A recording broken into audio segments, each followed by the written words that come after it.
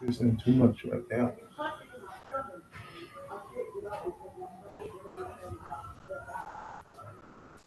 Mm.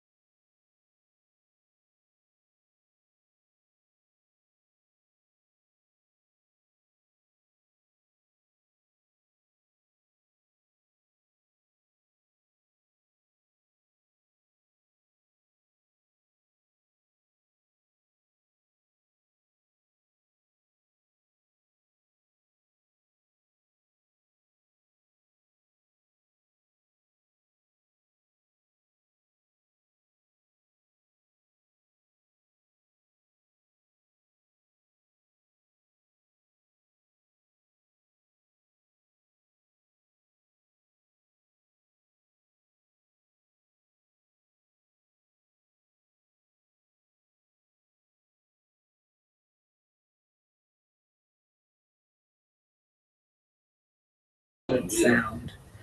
We have good sound.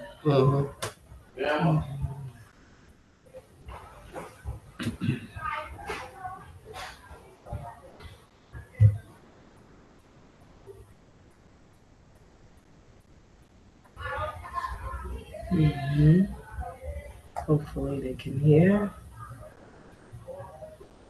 Wait, we're supposed to hear them too? Oh, this is just the screen. Okay. That's just the layout.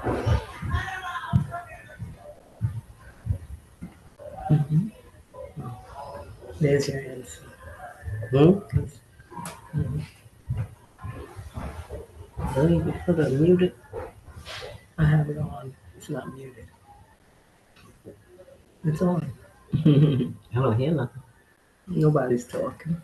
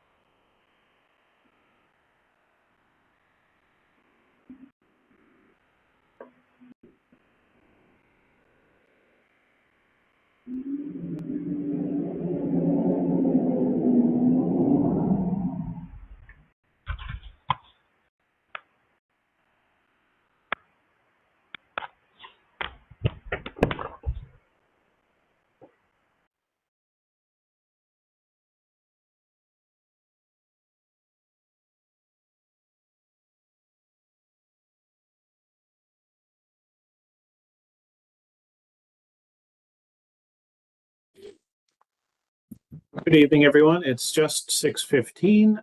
My name is Robert Witherwax. I'm the chair of this committee, the Environment, Sanitation, Transportation Committee of Community Board 8. We are still expecting a quorum of our members, so I'm going to give it another, say, 3, 4, 5 minutes before we call the meeting to order. So just everyone sit back, continue to relax, and we'll be getting with you momentarily.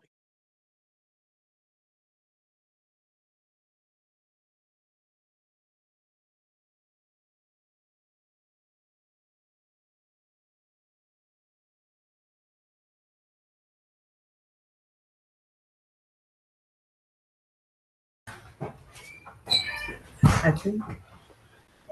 I don't know. Can they hear us? If you I unmuted, but I don't know. let me make sure the volume is on.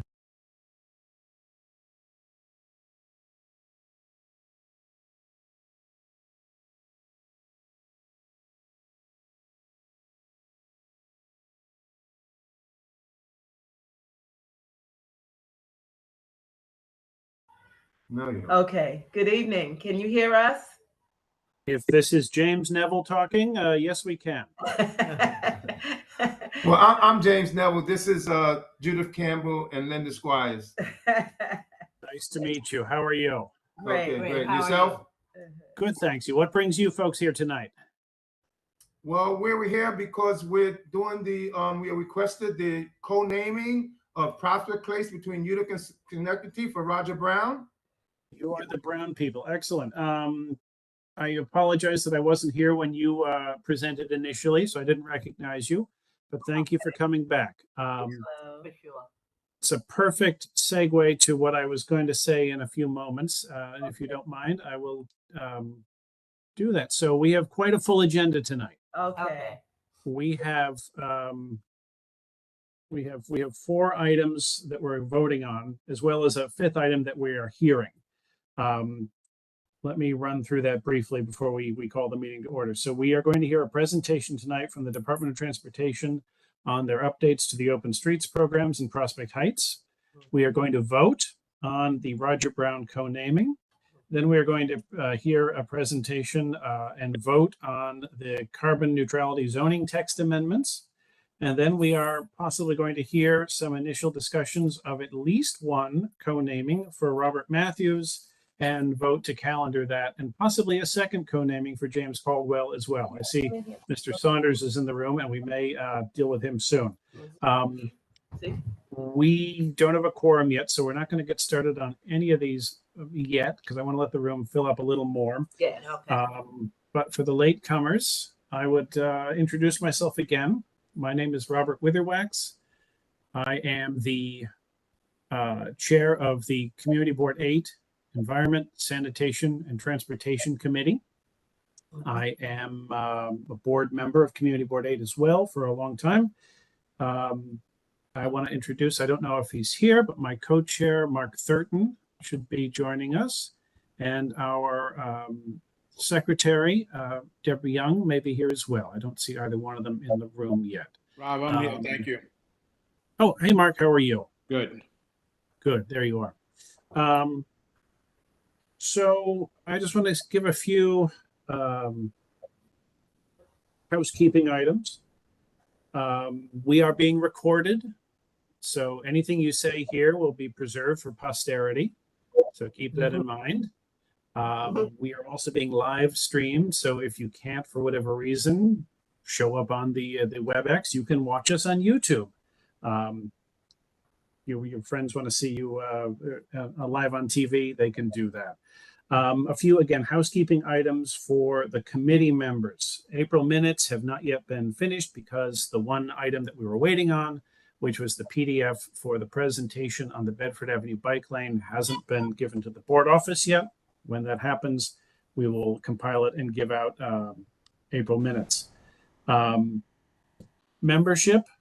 I'm going to call the roll in a few minutes. You may notice a few changes in membership. Again, these committees have rolling membership. If you wish to become a member of this committee and you are not an appointed board member of Community Board 8, you can earn your way on by attendance. And tonight, I see, if provided somebody says she's actually here, somebody will be earning their way on, and that's a great thing. Yeah, the same thing. We'll go through that. So again, as we said, we have many items to go through tonight. We're going to hear from DOT. We're going to vote on at least 2 co-namings, and we're going to vote on a carbon neutrality zoning text amendment. So big packed meeting. I think as I'm watching the room fill up, I think I'm going to call for a roll at the moment, and we'll see who we've got. If we've got a quorum, we're good. All right. If you hear your name, please unmute and say present. And if you think I should have called your name and I didn't, when all is said and done, let me know. All right, here we go. Desmond Atkins. Michael Francoeur. Karen Gray was excused. Saskia Hagens. Present. Thank you. Jeannie Harris Blenman. Colin Jakubczyk. Jennifer Jordan. Not here. Not present. Thank you. Surzima Jordan. Present. Thank you. Peter Crashes. Here. Thank you. Francis Langley. Present. Thank you. Lisa Maldonado. Present. Thank you. Welcome aboard. William Meehan. Here. Thank you. Fior Ortiz Joyner. Present. Thank you. Celeste Stern. Here. Thank you. Carrie Tam. Present. Thank you. Nicole Tetreault. Present. Thank you. Mark Thurton. Yeah. Thank you. Ethel Tias. Robert Witherwax present. Deb Young. Deb present. Thank you, Miss Young. All right. We have a quorum. We have 13 out of our 20. That's great. So I know that probably most people are here to talk about Underhill Avenue, and at the risk of teasing you all, I'm going to do a little bit of committee business first. And I'm going to stick to our agenda, which is flip things around a little bit. We're going to go into the co-naming for Roger Brown, since the applicants, James Neville and company, are here. Per our protocol, this applicant has appeared. They appeared at our March meeting to present on the life of Roger Brown. They have submitted between that meeting and this meeting proofs of notice to the neighborhood in the immediate vicinity. And we are here tonight to take public comments on the proposal for the co-naming.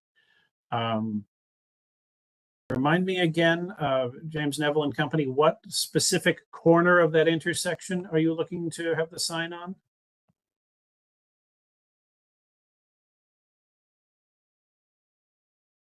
Hello? Okay, Yes, Uh-huh. that would be Utica Avenue and Prospect Place. Yeah, but which corner? We have two corners. We have two corners, so It would be Utica Avenue and Schenectady Avenue, actually three, and Prospect Place. So actually Prospect Place between Utica and Schenectady is actually going to be the renaming. We're not going to go with Utica. We're not going to go Schenectady. It's Prospect Place. You understand, you get one street corner. You get one light post on one street corner. so Prospect and Utica. Prospect and Utica. Prospect and Utica, let's say North, southwest southwest, corner. or east? Northwest corner of Prospect and Utica, northeast corner Prospect, southeast, southwest. We'll see where the street light is. Thanks, Julia. Yeah, good. All right. Are there any public comments on the proposal to co-name, let's say, the southwest corner of Utica and Prospect for Roger Brown? And at this point, I'll ask for raised hands from anyone who has a comment. Our standard for co-naming, as we have in our committee policy, is we seek to co-name streets for individuals who are Community Board 8 residents, natives, or of particular importance to Community Board 8, and whose life story, deeds, or acts are of enduring interest to large segments of Community Board 8's population. If in your opinion as a committee member, a co-naming applicant meets the standard, you may vote in favor. If not, you are free to vote against or abstain. Hearing no public comments, pro or con, can I ask a committee member perhaps for a motion on the co-naming? Hey, Rob. Yes, Mr. Thurton. Do we want them to just review the background for the person? Sure. Let me find the document with the bio on it. Bear with me.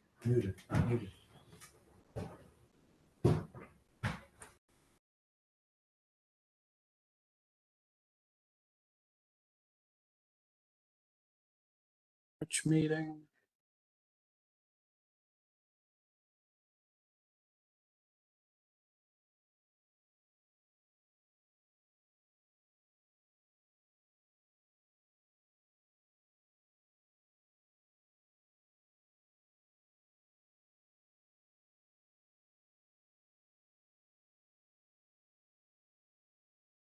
Okay, Roger William Brown, born May 22nd, 1942, was an American professional basketball player, licensed coroner, and served as councilman as a Republican on the Indianapolis City Council for 4 years. Roger Brown grew up in the Crown Heights section of Brooklyn, where he attended PS 167 on Eastern Parkway. He was also one of the original members of the St. John's Recreation Center Flashers basketball team. This was the first basketball team formed at the center, located near his home on Prospect Place, where his family still resides. As a young boy, Roger Brown was a proud Boy Scout. He was also in the Drum and Bugle Corps and looked forward to playing and marching down Eastern Parkway in the Memorial Day Parade, which took place every year on May 30th, which marched down Stuyvesant Avenue. He was a multi-talented athlete who enjoyed playing basketball alongside friends and basketball great Connie Hawkins. But he also enjoyed bowling and even enjoyed running track alongside his friends and contemporaries of the day, Wilma Rudolph and Lillian Green Chamberlain. But it was basketball that had his heart and that he excelled in the most. He would play throughout the city wherever he could find a game.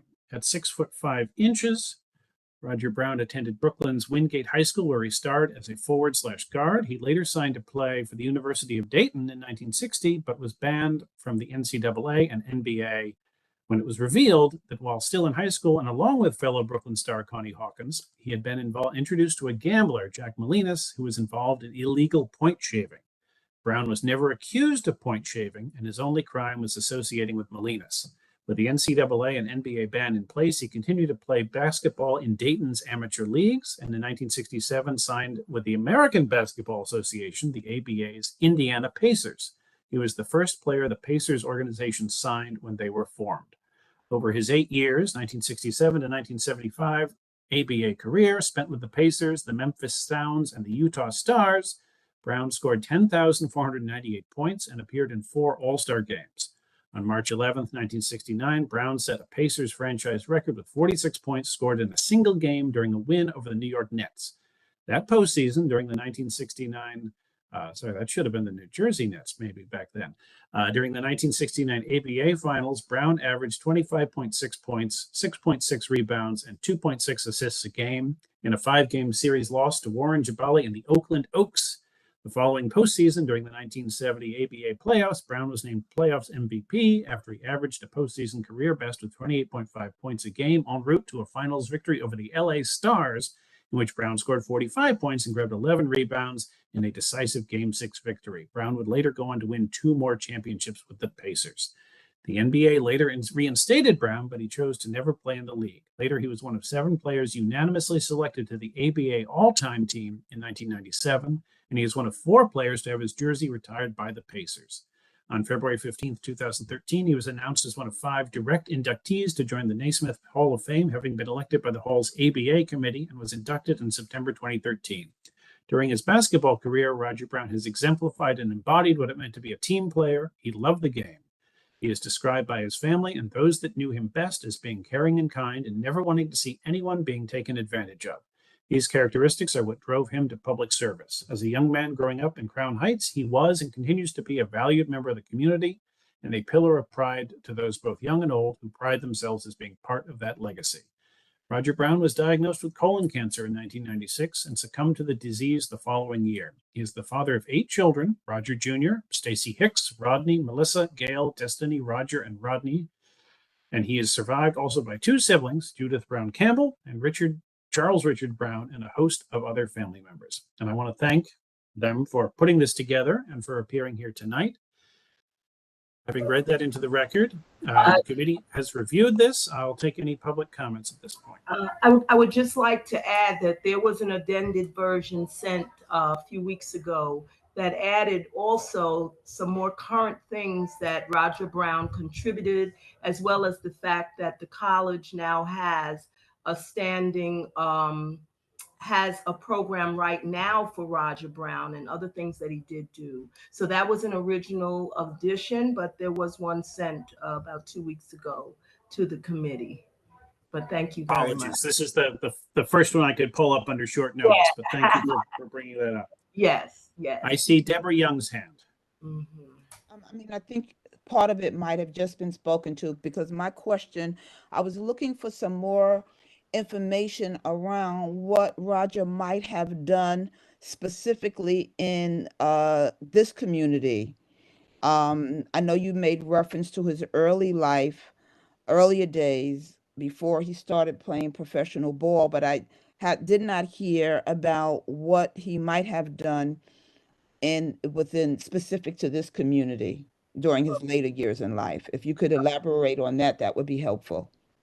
Okay, well, Roger, he knew he had cancer. Roger started a scholarship here with Brooklyn, USA that we gave out every year until the pandemic to students from any high school, Wingate, Boys High, wherever, who wanted to go on to college and achieve better things in life. That scholarship was in Roger's name. As you know, Roger was a member and was inducted into Brooklyn, USA. I don't know if you heard of them. That was with Al Van and many of the ball players from Brooklyn. Roger came up every year to East New York to Brownsville Day because he played ball also at that center. Thank you. Deb, was that, do you have a follow-up? Well, also, you asked about this community, but also there is also still right now students in the college that he started in the University of Dayton. There is right now a residency in his name for writing, sports, social justice that continues right now to this day, that was created in honor of him because of what they felt he had endured and been able to overcome in his struggle. Okay. Rob, you had asked if I had something else I was saying, but I didn't realize I was on mute, that I was very familiar with the Brooklyn, USA, and have attended a number of their events. Well, I probably seen you there. Probably. Okay.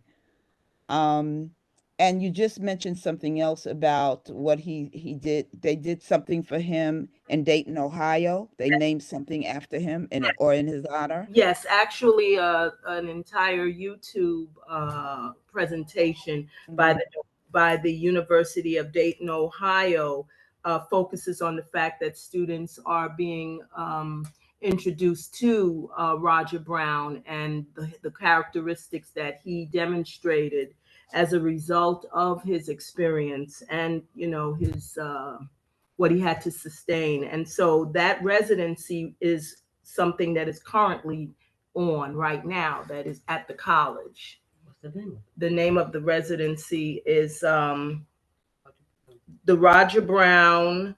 Let's see where we are here. Yeah, the Roger Brown residency for writing, justice, social justice, and sports. Mm-hmm. Is at the University of. That's on YouTube. That is on YouTube. Yeah. Great. Thank you. Thank you very much. I see two more hands. I see Fiora Ortiz-Joyner and I see James McDougall. Fiora, please. Hi, thank you. Ms. Young kind of touched on what I was going to ask. Being that an amendment I heard was made to the original history, other than Brooklyn, USA, what else was in the amendment that pertains to Community Board 8?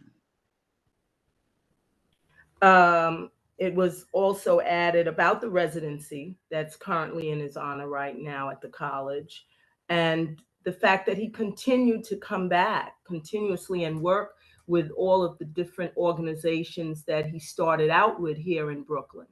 He was a constant presence here. He didn't disappear and not come back. He continued to come back consistently. Because we were here. Yes. And Roger loved Brooklyn. Roger was raised here. Roger came back every year when he was able to, when he wasn't playing hard. But he came every year and continued to go from park to park to try to influence children, young men, what to do and what not to do. Thank you.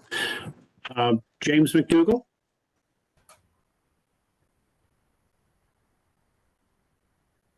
Can you hear me? Yes. Oh, hi, this is James McDougall. I'm part of also the Roger Brown team. I just want to share something. 2 points. 1 point is that I think sometimes we kind of twist today's athlete with yesterday's athlete, especially in Brooklyn. Yesterday's athlete wasn't only an athlete, but he was our heroes. He was our role model. I'm a black man that grew up in the 70s.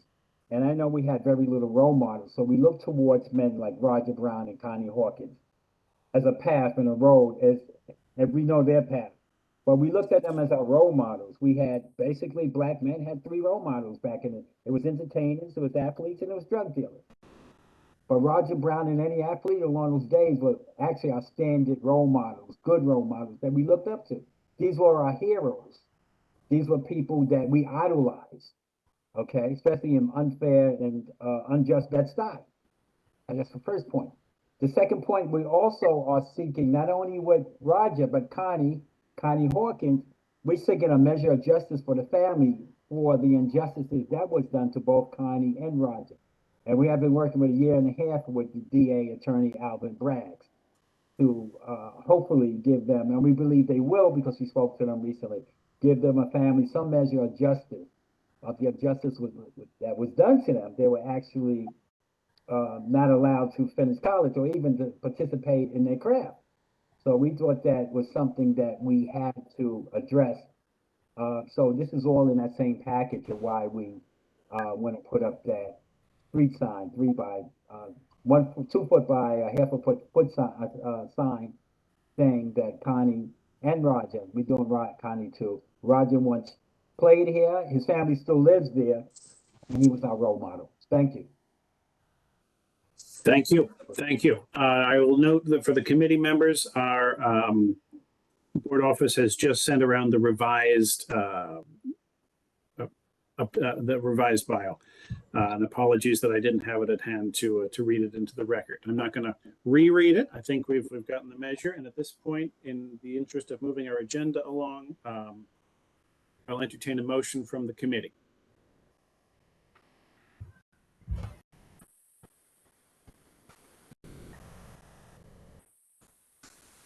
Is he asking one of us? No. Oh. I'm asking one of the members of the committee. I don't know how to phrase a motion. I haven't done this before, but I move to like approve the naming of the street as proposed.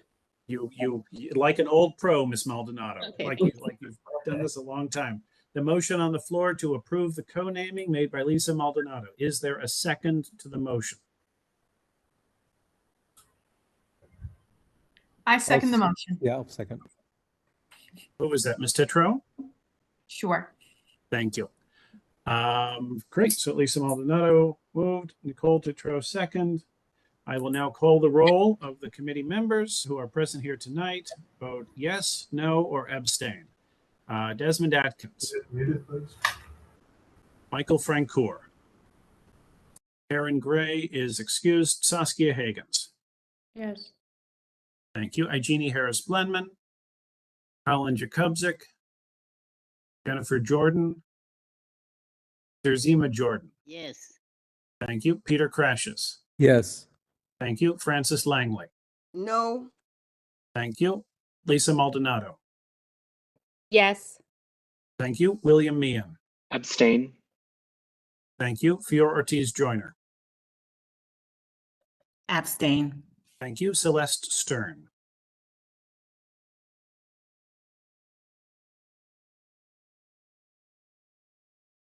Ms. Stern, I didn't hear you.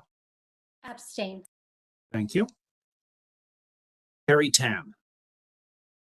Abstain. Thank you. Nicole Tetro. Yes.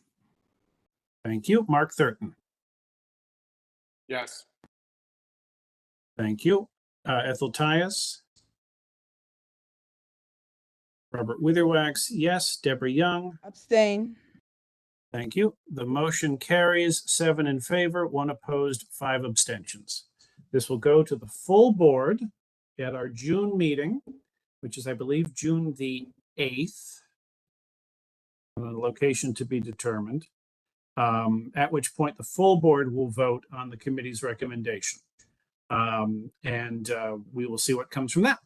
But I want to thank Mr. Neville and company for your time here. And I want to thank Mr. McDougall for your words and support for the ABA legends of basketball. It was great to walk down that history path just now and hear all those names like Connie Hawkins and all those teams that don't exist. The Oakland Oaks, my God.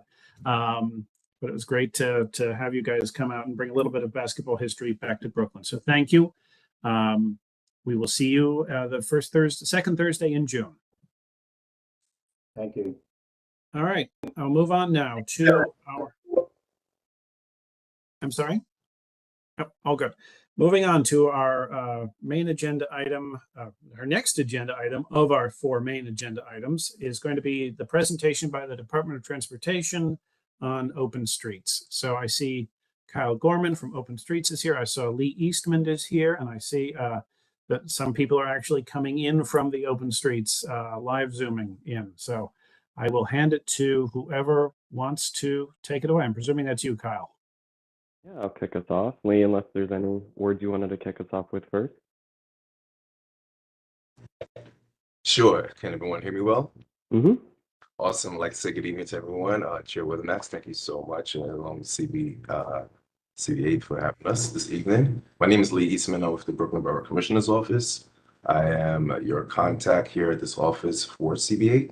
I'll be putting my information in the chat, so if you guys have any issues, any concerns that I may be able to help assist, you feel free to reach out to me.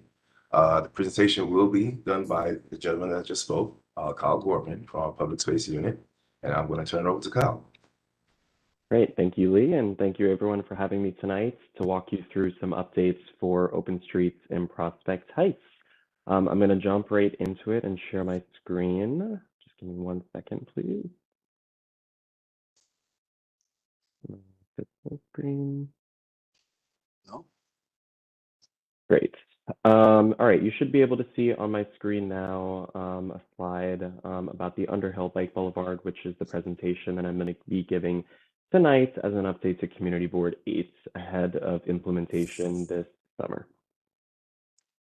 So as a little bit of background on Open Streets in Prospect Heights, as many of you know, this program originally launched as an emergency response program during the COVID-19 pandemic, offering much needed relief to communities, businesses, and just, all types of New Yorkers in the city.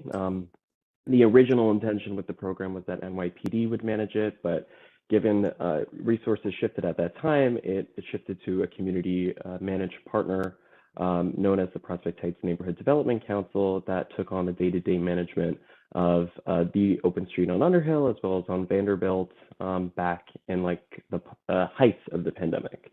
Then, thanks to a law that was passed in 2021, spring 2021, so just over 2 years ago, the permanent Open Streets program was signed into law by the mayor. And as a part of that legislation, we're actually required to take a look at existing open streets and evaluate which ones would benefit from certain types of traffic calming measures, public space and streetscape design interventions, things like that. We were also able to, through a partnership with the Horticultural Society of New York, take on the full day-to-day management of the open streets, so setting up the barriers, providing regular maintenance, sanitation, sweeping, cleaning, things like that, through this partnership with the Horts.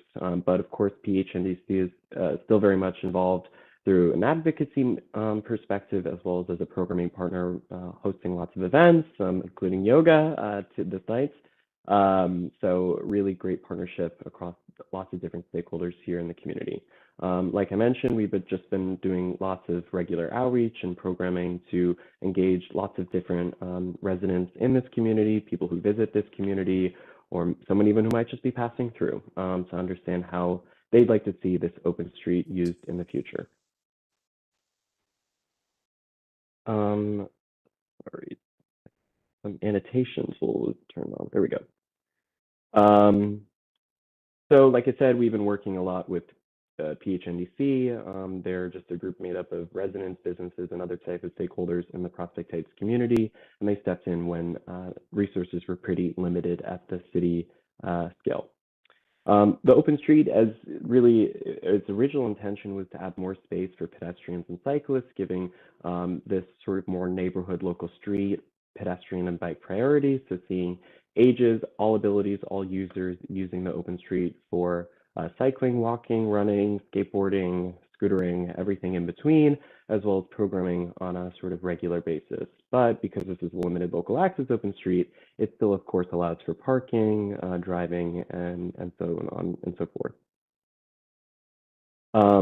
Here is another example of a yoga class, like we're seeing streaming live tonight, but also as we've seen in the past on the different blocks of Underhill, the open street really has shown that this is an amazing opportunity to scale up streets for new uses, such as programming and other types of activations.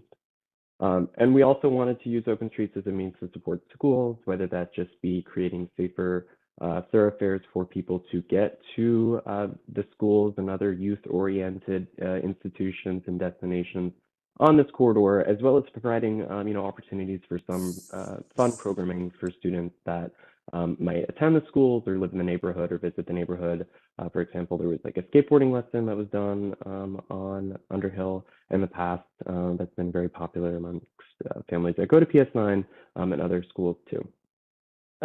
So now I want to highlight some of the community outreach that we've been doing. I really want to underscore that the outreach that has taken place for the Underhill and Vanderbilt Open Street has been pretty extensive. Like I said, the Open Streets program originally launched as an emergency response, and there wasn't a tremendous amount of engagement that was really possible back in May 2020. So the city really acted pretty expeditiously and wanted to roll out open streets in a pretty quick way to provide that much needed relief and support to communities all across the city. But in that time, over the last few years of the pandemic, we have been able to do a significant amount of engagement, whether that be through surveys, workshops, visioning sessions, community board presentations. I'm becoming a recurring character, some might say, here at Community Board 8, and other target engagement to really understand, how are people using open streets? How do open streets impact them? What do people like about open streets? What do people not like about open streets? And everything in between. So we've, like I said, done surveys, heard from nearly 1,500 people back in 2021. Then we did a first set of workshops back in fall 2021, building on the feedback survey that was facilitated via an online survey. Then we did another in-person, or a virtual visioning workshop, and following the first in-person workshop in September 2021, more pop-up workshops, sort of building each and every stage on the feedback that we heard through all of these sessions that we were having with the community. We were holding sessions both on Vanderbilt and Underhill Avenues. The picture here, you can see here, we were right in front of the playground on Underhill Avenue. This was just about 2 weeks ago. And like I said, other types of targeted engagement and presentations on an as-needed basis and on a continued basis, even after open streets are implemented and the design proposal that I'm going to go through is implemented as well. I'm going to just quickly go through this because we've actually previously already presented this to Community Board 8, but this just highlights some of the results of the survey back in 2021, hyper-local survey. People were giving us feedback from that very local perspective. Over 80% of folks who took the survey actually live in Community Board 8. We point blank asked people what sort of, if they would like to see permanent changes to make. Sorry about that. Would you just mind muting? Ms. Jordan, can you mute yourself? Thank you.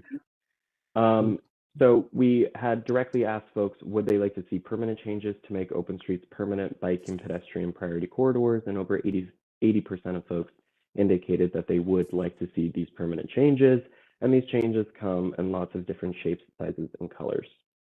Then following the survey, we did the on-street workshop, sort of honing in on the different types of transportation and traffic design elements they'd like to see to make these streets more permanently prioritize bikes and pedestrians while balancing, of course, local access. I will say one of the biggest things that we have heard throughout the workshops is the need to move beyond the barrier, as we like to say. So all of the proposals that I'm going to be going through in the second half of the presentation actually move away from metal barriers. So in the future, in just a couple months' time, there will be no more metal barriers on Underhill Avenue. People want to see permanent design changes to really codify the original intentions of open streets prioritizing bikes and pedestrians.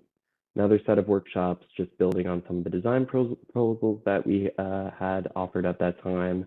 And then, like I mentioned, we had just recently did some community engagement on Underhill Avenue, fully showcasing the design proposal, which was previously presented to Community Board 8 last fall, to give people the opportunity to learn more about what we're planning to implement on Underhill and let them ask any questions, offer comments, concerns, and the like.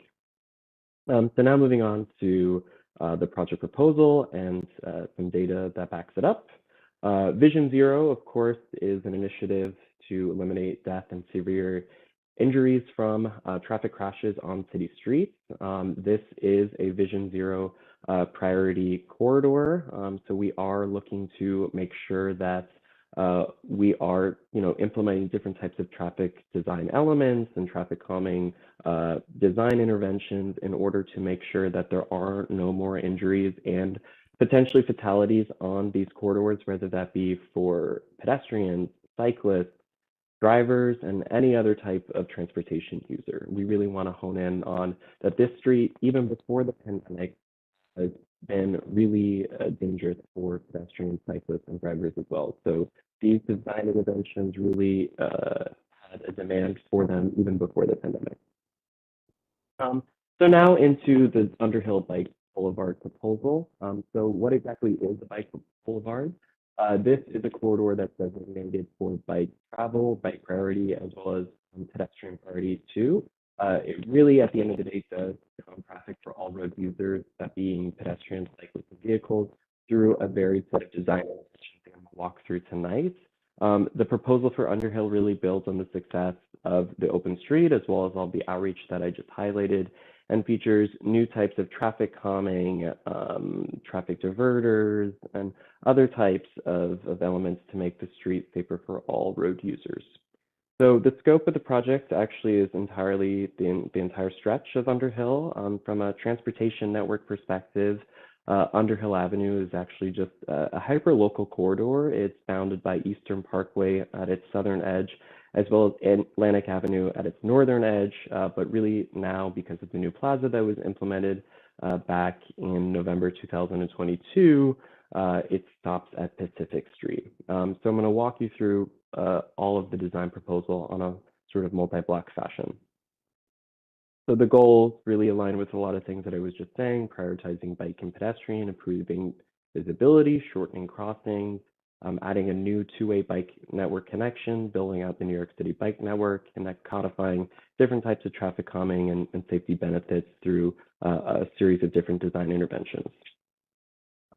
So here, starting at the southern section of the design proposal at Eastern Parkway, anywhere you see this tan color are new curb extensions. So those are where the sidewalk's going to be bumped out with paint, planters, and flexible delineators to shorten the crossings, make pedestrians more visible for drivers, and other types of benefits, like public space amenities such as bike parking, planters, and so on.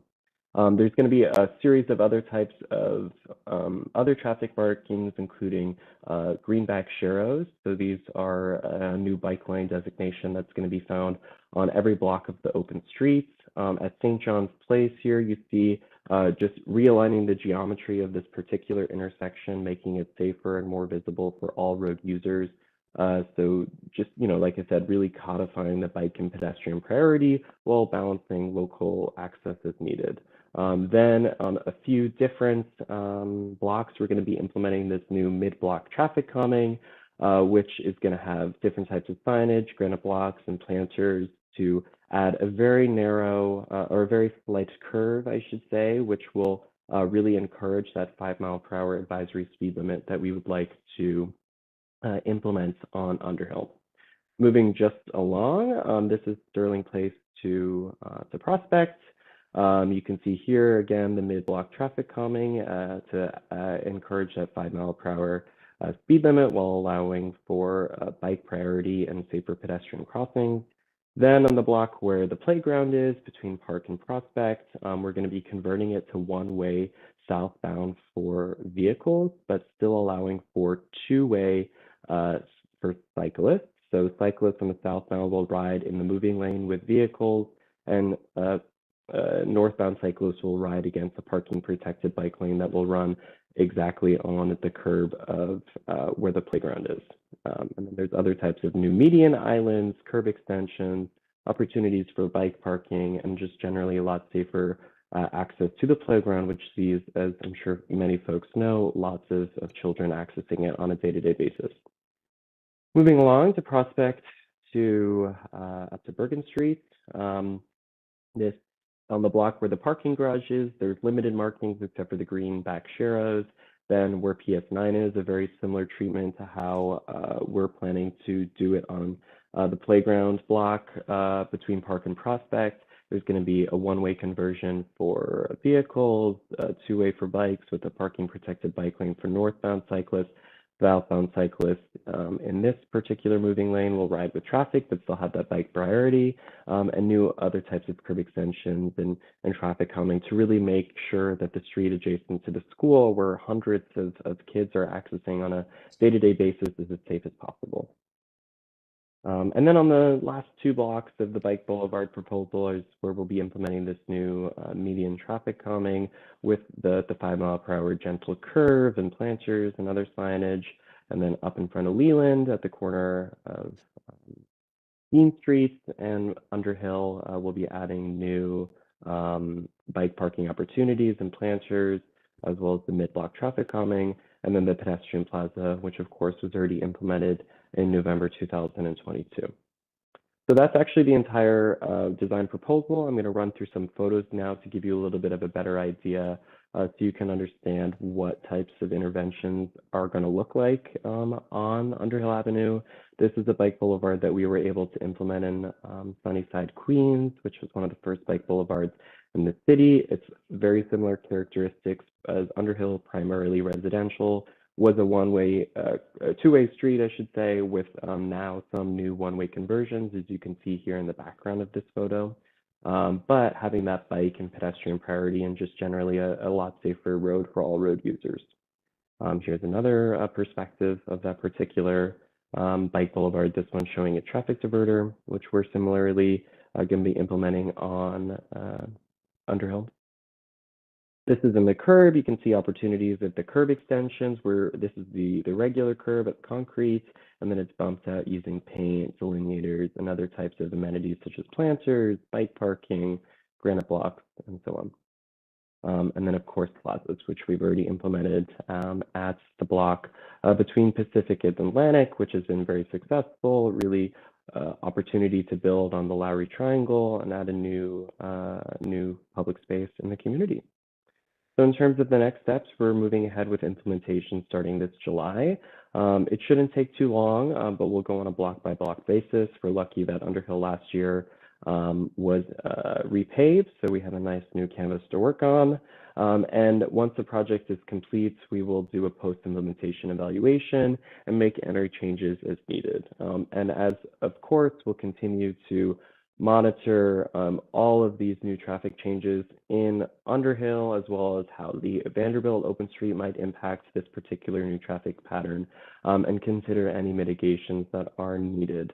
I really do want to underscore that this is something that is the result of a lot of engagement that we've been doing in and around open streets. I know that a lot of folks unfortunately feel like they didn't have the opportunity to weigh in just yet, but like I said, this is a continued conversation, continued evolution. We're also in a stage called CPSD, which is scoping out of future capital projects in a few years' time. So there's opportunities to continue to engage, continue to work with us and involve everyone in the conversations relate to how this corridor and any other corridor in New York City is planned. So I really appreciate your time and having me tonight, and I'll turn it back to Rob for next steps. Great, thank you, Kyle. As you say, I think you've earned your way onto the committee. This is at least the fourth time you've appeared to present some iteration of this to us, and I really want to emphasize that word iteration, right? This is an iterative process. You guys came with one idea, we put it into practice. Some parts worked, some parts didn't. We tweaked. I shouldn't say we. You tweaked, you tweaked. You and your community partners tweaked and tweaked and tweaked. And here we go with another one. I've always said to DOT, when you want to come to Community Board 8 with exciting new ideas that you want to try, we will welcome you, even if they can be disruptive. This is something out of the box. It's a little different. It's a little new. And thank you for bringing it to our community. I see a lot of yellow hands. I'm not going to go through the chat, but I will say that the chat will be captured and available for review by DOT. So thank you for everyone who has put their kind thoughts in the chat. But now I'm going to go through the raised hands. I see Alex Morano and then Kathleen Karen. Alex, please. Thank you, Mr. Witherwax, and thanks, Kyle, for the presentation. I just want to acknowledge DOT's effort to adjust this corridor and improve it for all road users. I really support the proposal, and there's a few things that I want to touch on as to why I feel that way. First, most residents in Crown Heights, Prospect Heights aren't car owners. And I think, our perspective looking at these changes, we really have to consider what's best for the whole community. And like I say this in acknowledgement of some of the pushback we're getting in the chat.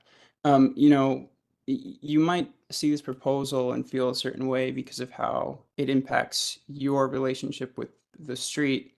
But for most people, this is a public space that, we want to have access to. And so adjusting the corridor so that it's more friendly for pedestrians and friendly for cyclists, excuse me, it is better for everybody. I also want to dispel this idea that, bicycles are somehow more dangerous than vehicles. That's simply not true. And I'm sure Kyle has lots of information that DOT gathers that he can share with you about that. So I overwhelmingly support the proposal, and I think that when it comes to the safety of our residents, the people who live here, everybody walks on the streets in our neighborhoods. And so to say that we should cut corners when it comes to safety because it might make it faster for some people to drive places is essentially the endorsement of this idea that it's better to get places faster than it is to protect the physical well-being of the people who live here. Thank you, Alex. If you don't mind, I just want to give a lot of people a turn to have their say. So I'm going to move to Kathleen Karen, and then Richard Muzio, and then Amanda Friedman. So Kathleen, please. Thank you. So I'm a resident on Washington Avenue between Bergen and St. Mark's, and I just learned of this recently as well. One of the many people who wasn't surveyed or had any idea that this was happening until more recently. So I'm glad to have the opportunity, and I'll keep it short. Open streets, especially Underhill, has really affected Washington Avenue. Our traffic has gone way up. We have more pollution. It is affecting our health. It is affecting our safety. It's more dangerous for pedestrians, and it's more dangerous for bicyclists. We have 2 biking lanes on here. So is the goal to create more safety in the neighborhood? What is the best for the whole community, as the person before me just spoke about? Underhill is a nice, quiet street, as it has always been. They have a playground, they have PS9, they have nice assets at Prospect Park. So the little bit of traffic alleviation it did really helped. And so if we're thinking about what's going to help the whole neighborhood, I strongly oppose it until we can have a solution that doesn't just help Underhill, but actually affects all of us. So if we're talking about more open access, why don't we share it? Right? If we don't want to, we either limit it on Underhill to make it, a couple hours a day, or maybe 1 day a week. Perhaps we can alternate it. Washington Avenue can get closed down. We can benefit. We can put our chairs out. We can put out our yoga mats. That would be great. Let's do it on Franklin. Let's rotate it and share it. It's really unfair that Underhill which already was a pretty quiet street, now gets to be extraordinarily quiet and have this walkway while the rest of us around us are really overburdened. Thank you for your time. Thank you, Richard, then Amanda, then Andrew Matsuka. Yes, first of all, I'd like to say that this whole project is really without understanding the area, the people that live here. I am an 81-year-old senior. I'm a veteran. I own property here since 1984. I live here. I'm on Vanderbilt between Prospect and Park. We have no say in this matter. You close down the street, you take our bus.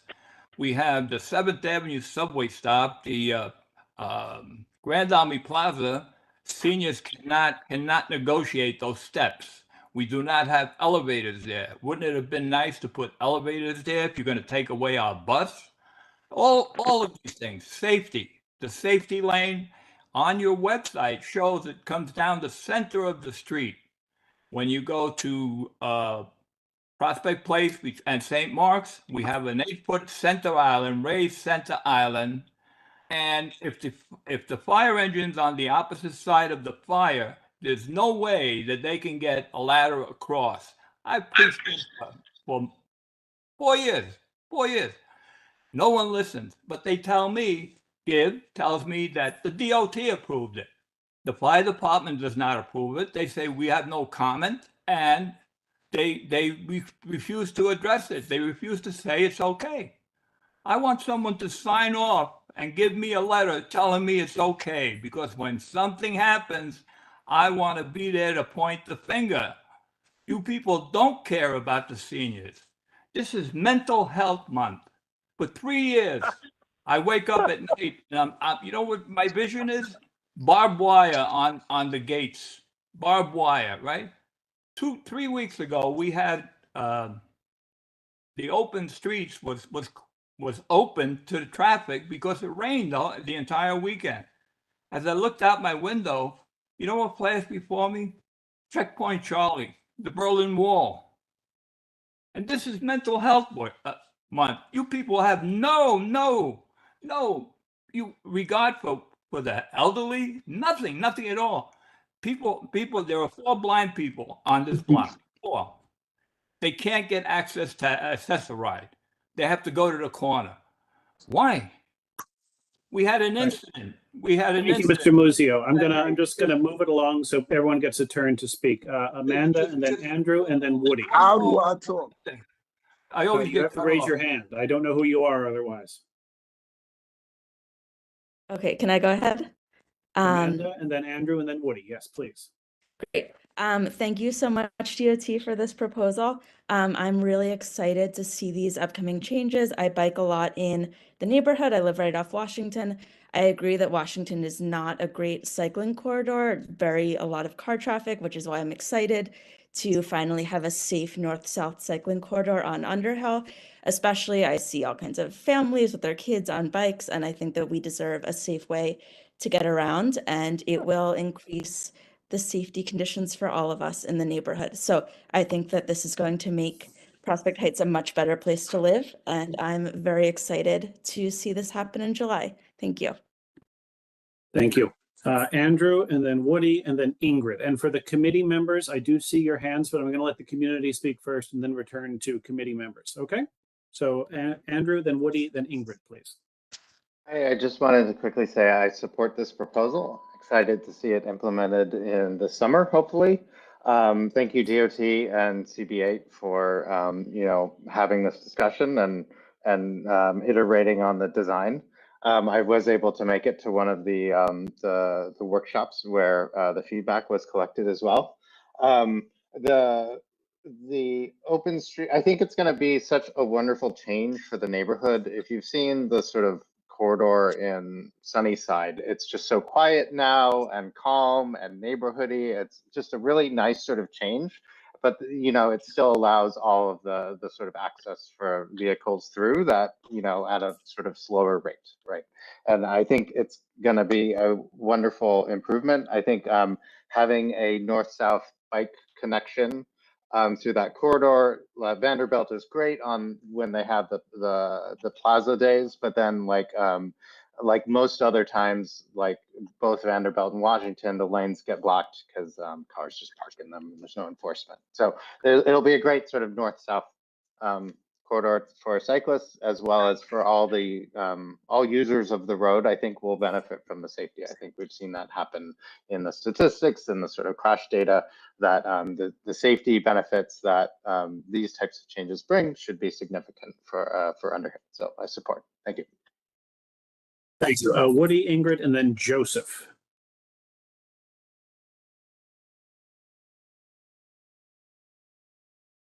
Woody, where'd you go? Hi. Sorry, I was on mute. I'm also a Washington Avenue person who loved bringing my son 12, 13 years ago to Underhill Playground. I like the notion of what's happening on Underhill, but will echo the thought that Washington can't just be the through road for community board 8. I feel that somehow the businesses on Washington and the community on Washington, maybe Underhill and Washington can alternate open streets. It can't. Our avenue has just become unbearable. I mean, I work out of my home. It's terrible, and I'm willing to share. I would love to share amongst the whole community the burden of vehicle traffic and noise. That's all I got to say. Thank you very much. Ingrid, then Joseph, and then Lewis. Hi, thank you. Thanks for the opportunity to speak and to comment.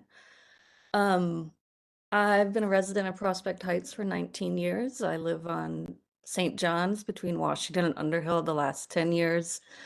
Since this is for the record, I did want to note that at the public comments event in April, that the event was ended 1 hour early and that many residents kept showing up, but there was no one to speak to. Anyway, I'm here to speak against. I strongly oppose these changes on Underhill. I think it's pretty well known that Underhill is extremely quiet to begin with, that it has the lowest crashes or incidents statistically of our community, and that Washington Avenue has spiked since the barriers have gone up. And even before that, when Underhill was cut off from Atlantic. I think the other, maybe more specific issue is that for those of us on St. John's and Lincoln, between Washington and Underhill, these are very long, wide streets that feed into Plaza Street, and people coming off of Eastern Parkway, coming off of Washington Avenue, who are already frustrated by the traffic, come speeding down these streets and make it more unsafe for us to live here. I want to point out that this side of Prospect Heights are also kind of like high density apartment buildings that have more rent controlled units, more lower income and middle income families. So I kind of want to point out too that this like objectively makes our lives worse in the immediate without any kind of acknowledgement of like kind of the greater needs of the community, while seeming to improve the lives of like a few brownstoners on Underhill. And I really object to the kind of balance of priorities that have been brought to this. Thank you. Thank you. Joseph, and then Lewis, and then Ramel. Hi there. Can you see me? Hi. Thank you, everyone, for taking the time to talk about this very serious issue. For those of you who have not heard already, I am highly opposed to this, as I put into the chat. I'm opposed to it on a number of levels because while I'm not opposed to open streets as a concept, open Vanderbilt, and even the occasional open Underhill, there is a very clear narrative that is going on in this neighborhood that a lot of people felt that the outreach was not enough. Enough people were not reached at all to take the survey, which we have serious questions about, and it's raw data. And that a lot of people feel not only unheard, but insulted by the people in charge who are dismissive of all the very real problems that we're citing. And I will start with by saying that the bike lane design for Underhill you've proposed isn't safe. It still puts bikers on the same streets as trucks and ambulances, which hit people even in bike lanes. I could cite 9th Street 6 weeks ago, or 2016, Eliana Boyer getting hit in a bike lane on Union Street in Bond, or Deborah Freelander, who was hit and killed on Bushwick Avenue in a bike lane. These bike lanes that you're proposing and the direction changes you're proposing are not only dangerous, they're going to make traffic worse for us. And so on top of all of this, we have asked repeatedly to remove the barriers that none of us want, that don't make the street any more safe, that the firemen and police don't like in this neighborhood. And I can say that not because I'm some neighborhood yenta, or not because I lived in Prospect Heights for 13 years and was board president twice on St. John's Place between Washington and Underhill. I can say it because I'm a journalist and I have been talking to people in the neighborhood, and a lot of people are upset, and all of the emergency workers who keep us safe feel that this is detrimental and it never was run by us. And to have, and I have to say this, to have Give Vicconi call the police on me today for some reason that I'm not sure about, and then send me a threatening email after you guys are the ones who had a meeting on the first night of Passover, during which you muted the only Black person in the room and then kicked me out of the meeting. I really don't think you are aware of how the outreach is going. It's going really badly. All of these people in the chat are unhappy. None of them agree with most of what you're saying. And here it is. We've got a few people that barely seem to be residents that are like, I like this idea.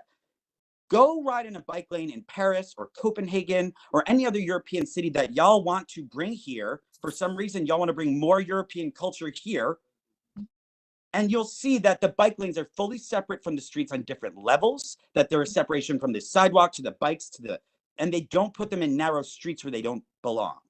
And in the meantime, we have all these people saying this is a done deal and it's going to be built by July. We don't want it. We want the barriers gone now. And I see people smirking like Kyle and Gibb, and I'm just tired of being talked down to by these pedantic people who think they know the neighborhood better than the residents here. We feel unheard, and I'm the loud white guy, but there are like an army of people who are legacy owners or renters who use cars, just like Gibb uses a car, to get around because transit in Brooklyn is no good. The idea of getting cars off the street, as designed by Jane Jacobs in Death and Life in Great American Cities, is a concept that only works if you have good public transit and walkable jobs, industry, commercial, and residential in the same neighborhood. You can't just take cars off the streets and let Lyft and Uber get a market share because they're trying to upzone around Atlantic Avenue, because that's what this is really about. So if you guys don't start I'm gonna forward, just move it along because everybody has to get a chance to speak. So thank you. I'm gonna move it to Louis. More honesty and less and then BS. Ramel, and then Less Denai. BS. So Louis, Ramel, and Denai. Less BS. And please, can the speakers try not to be ad hominem in their arguments, please? Louis, Hello. Ramel, and Denai. Hi, thank you. I'm strongly in support of this proposal. I live further to the east on Bedford Avenue in CB8. I am always shopping in downtown Brooklyn and doing my errands there. And I also study at Pratt and further to the north in Clinton Hill. So Underhill Avenue is right in the center of my commute. I walk and bike through and along Underhill and Vanderbilt multiple times a week. So yeah, I'm fully in support of this proposal. I, in particular, because in this neighborhood, there are next to no, or literally no safe cycling routes north and south. Every single bike lane that runs north to south through this neighborhood is unprotected, and whenever you have to bike along it, you always have to swerve out into oncoming traffic because there are cars parked in the bike lane. I'm looking out my window at Bedford Avenue now, and I know Bedford Avenue is not Vanderbilt Avenue, but Vanderbilt is exactly the same. Every single time we bike north to south through this neighborhood, we have to take our life into our hands. So a safe cycling route on Underhill Avenue is a no-brainer. It's absolutely vital. And it's not just for cyclists. I also want to point out that there is a playground and a school on Underhill Avenue, and Underhill Avenue is one of the only avenues, or I think the only avenue in the neighborhood that starts and ends within the neighborhood. So it's you. it's Thank a you, no-brainer Louis. for it to have a calm design, and be safe for everyone. Thank you. It is now 7:22. I'm going to give this about 10 more minutes of public comments, and then we really do need to move on because we have other agenda items tonight. So again, Ramel, Denai, Josh, and then Mike J, Gibb, Audrey, and then I'll let the committee members who've raised their hands, Peter, Deb, Fior, and Lisa, will go with that. So Ramel, Denai, Josh, please try to keep your comments to 30 seconds. Ramel? Hello? Yes, can you hear me? Hello. Welcome. Hey, how you doing? I've been in the neighborhood all my life, born and raised, and I'm also a New York City police officer in the neighborhood. And trust me when I tell you, I'm speaking for many officers who run to emergencies when I tell you this is a bad idea.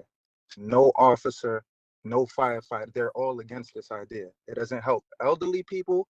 It doesn't help the person who's possibly pregnant or just someone who needs an emergency in general. It doesn't help. It does not help. And it's very inconsiderate to the people who have groceries, who come home late at night with parking or throughout the day. It's just very inconsiderate. And I found out about this 2 days ago. It's so many people are unaware about this. It's like, it's so unfair. It's unfair, you know, when also the borough's biggest park is 2 blocks up. Go to the park. The park is right there. And I'm a cyclist. I ride bikes. And I must say, it's a very bad idea. Thank you, Ramel. Thank you very much. Denai, Josh, and Mike Jones. Again, 30 seconds, please. Hey, sorry. So first of all, I don't think it's right the way that we're talking about. Everybody lives in this neighborhood, has a right to speak out about this. And I've lived here for 30 years. And, you know, the person who has lived here for a year also has an opinion that is valid, as well as the person who's riding his bike through Underhill. Our streets are not, you know, other people need to use our streets to cycle and to walk. And I support this because I think it makes our neighborhood safer for people who are walking, people who are cycling. I have friends who are elderly. I also have friends who are disabled, and they use the streets to walk. They don't just use the streets for cars. And the biggest problem that I've had in the 30 years I've lived here is I can no longer park in front of my house or on my block. And that has nothing to do with city bikes. This happened before city bikes. This happened before we had a plaza. This happened before we had open streets. And the problem with parking right now is that there are too many people who have cars. We don't have enough capacity. That is the problem. Thank you, Denai. Josh, Mike J, Gibb. I am a long-term resident in the neighborhood, and I'm very against the proposed changes. Underhill Avenue is well served by many outdoor public spaces. You've got Mount Prospect Park and Prospect Park. You've got the playground. You have PS9 schoolyard and playground. You have the new triangle at the north end of Underhill that I fully agree with and I think is a great addition to the neighborhood. Plus, you've got the community garden. You've got Stroud Playground. There's more than enough outdoor space without hampering the neighborhood and choking it. There's too much traffic right now on Washington and on Vanderbilt, and to do this on Underhill it's just making everyone's life miserable. And where's the replacement for all the parking that you're taking away? People have bought into this neighborhood and moved here the way it was, and now you want to change that and take all of that away. It doesn't make things safer. The barricades have made things confusing and less safe. No one knows who should be going where at what time. Everyone feels like they have the ownership of the road. There need to be clear delineations. There's sidewalks and there's streets. Thank you. Thank you, Joshua. Mike J, Gibb, Dr. Audrey Baker. My name is Mike Jones, president of St. John's Block Association. I'm gonna try to make this 30 seconds. I just want to tell everybody who is against this, please look at that email, because this definitely has to stop. They need to leave Underhill alone. I've been here 49 years.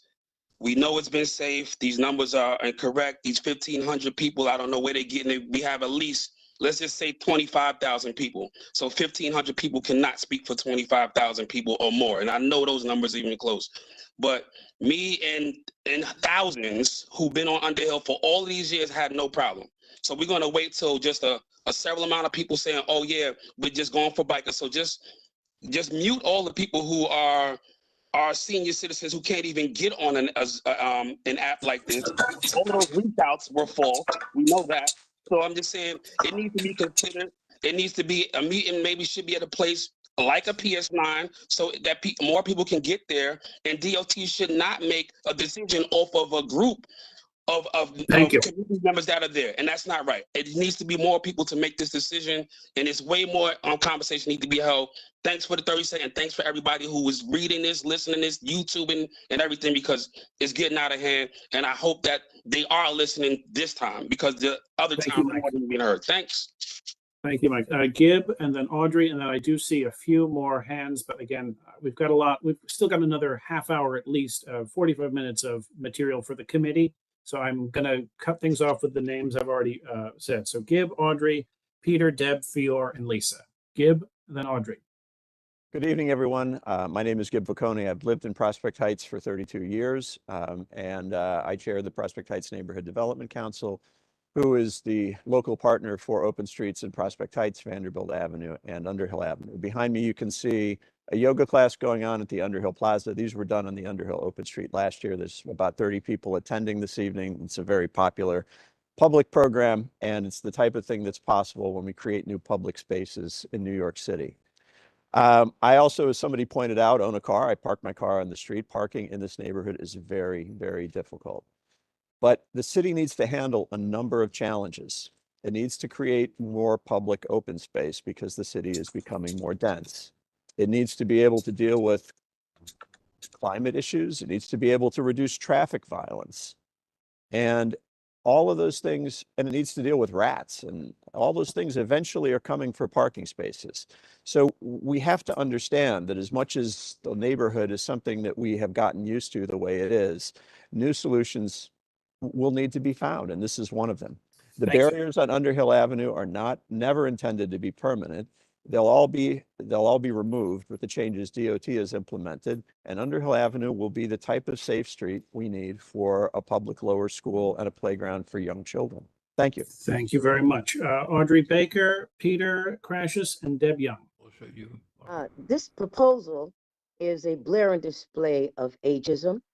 It is blatant disregard for senior citizens, for those with limited mobility, which could be, you know, from a young child to the seasoned senior citizen. And traffic is already backed up on Washington. On the weekends, Vanderbilt is closed up because of Restaurant Row. And this is, I mean, I just think that this is unconscionable, that Underhill should be closed off like it is. You cannot compare Brooklyn with Queens. Queens has places for people to park. There is no place to park. And I think that, you know, no one is really caring about the car owners. They're only concerned about bicyclists and who create accidents and who don't pay for any licenses, don't pay for any kind of insurance, yet they sashay in front of cars and seem like they dare cars to hit them. But the basic piece here is that it is a disregard and display of ageism, and that they don't care about senior citizens. They don't care that people who have who are disabled can get to their access ride or even have any emergency vehicles coming into the area. This is Thank you, Dr. Baker. There's no respect for car owners either. Thank you. I will now turn to the committee members.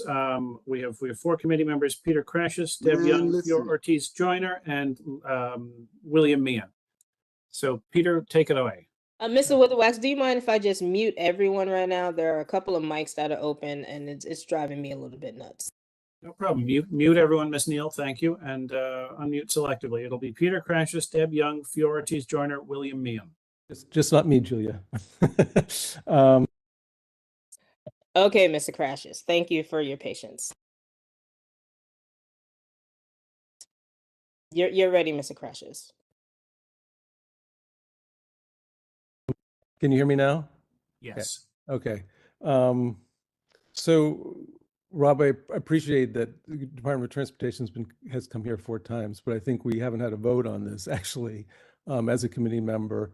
And I want to also just note that I believe that, the issues on Washington were raised the last time DOT was here. DOT presented to us that there were negative impacts on Washington. So I would have hoped that they would have come here today and said, these are our solutions, and that isn't what happened. And I think, this is quantifiable, and this is just Washington. And I would argue that this is the case across a number of north-south streets in Prospect Heights, including Vanderbilt, potentially Carlton, and including some local streets going east-west. I looked at Crash Mapper this afternoon. In 2002 and between January 2022 and January 2023, there were 27 crashes, including 1 death, and 27 injuries on Washington. The year before the open streets was implemented, but while Lowry Triangle was already closed, 19 crashes and 22 injuries. So that's about 25% increase, including a severe death. And we again haven't had any response about those kind of things. We don't even know, and I remember asking this at the last time the DOT presented, what they've studied in terms of the impacts of these implementations, and we haven't gotten an answer.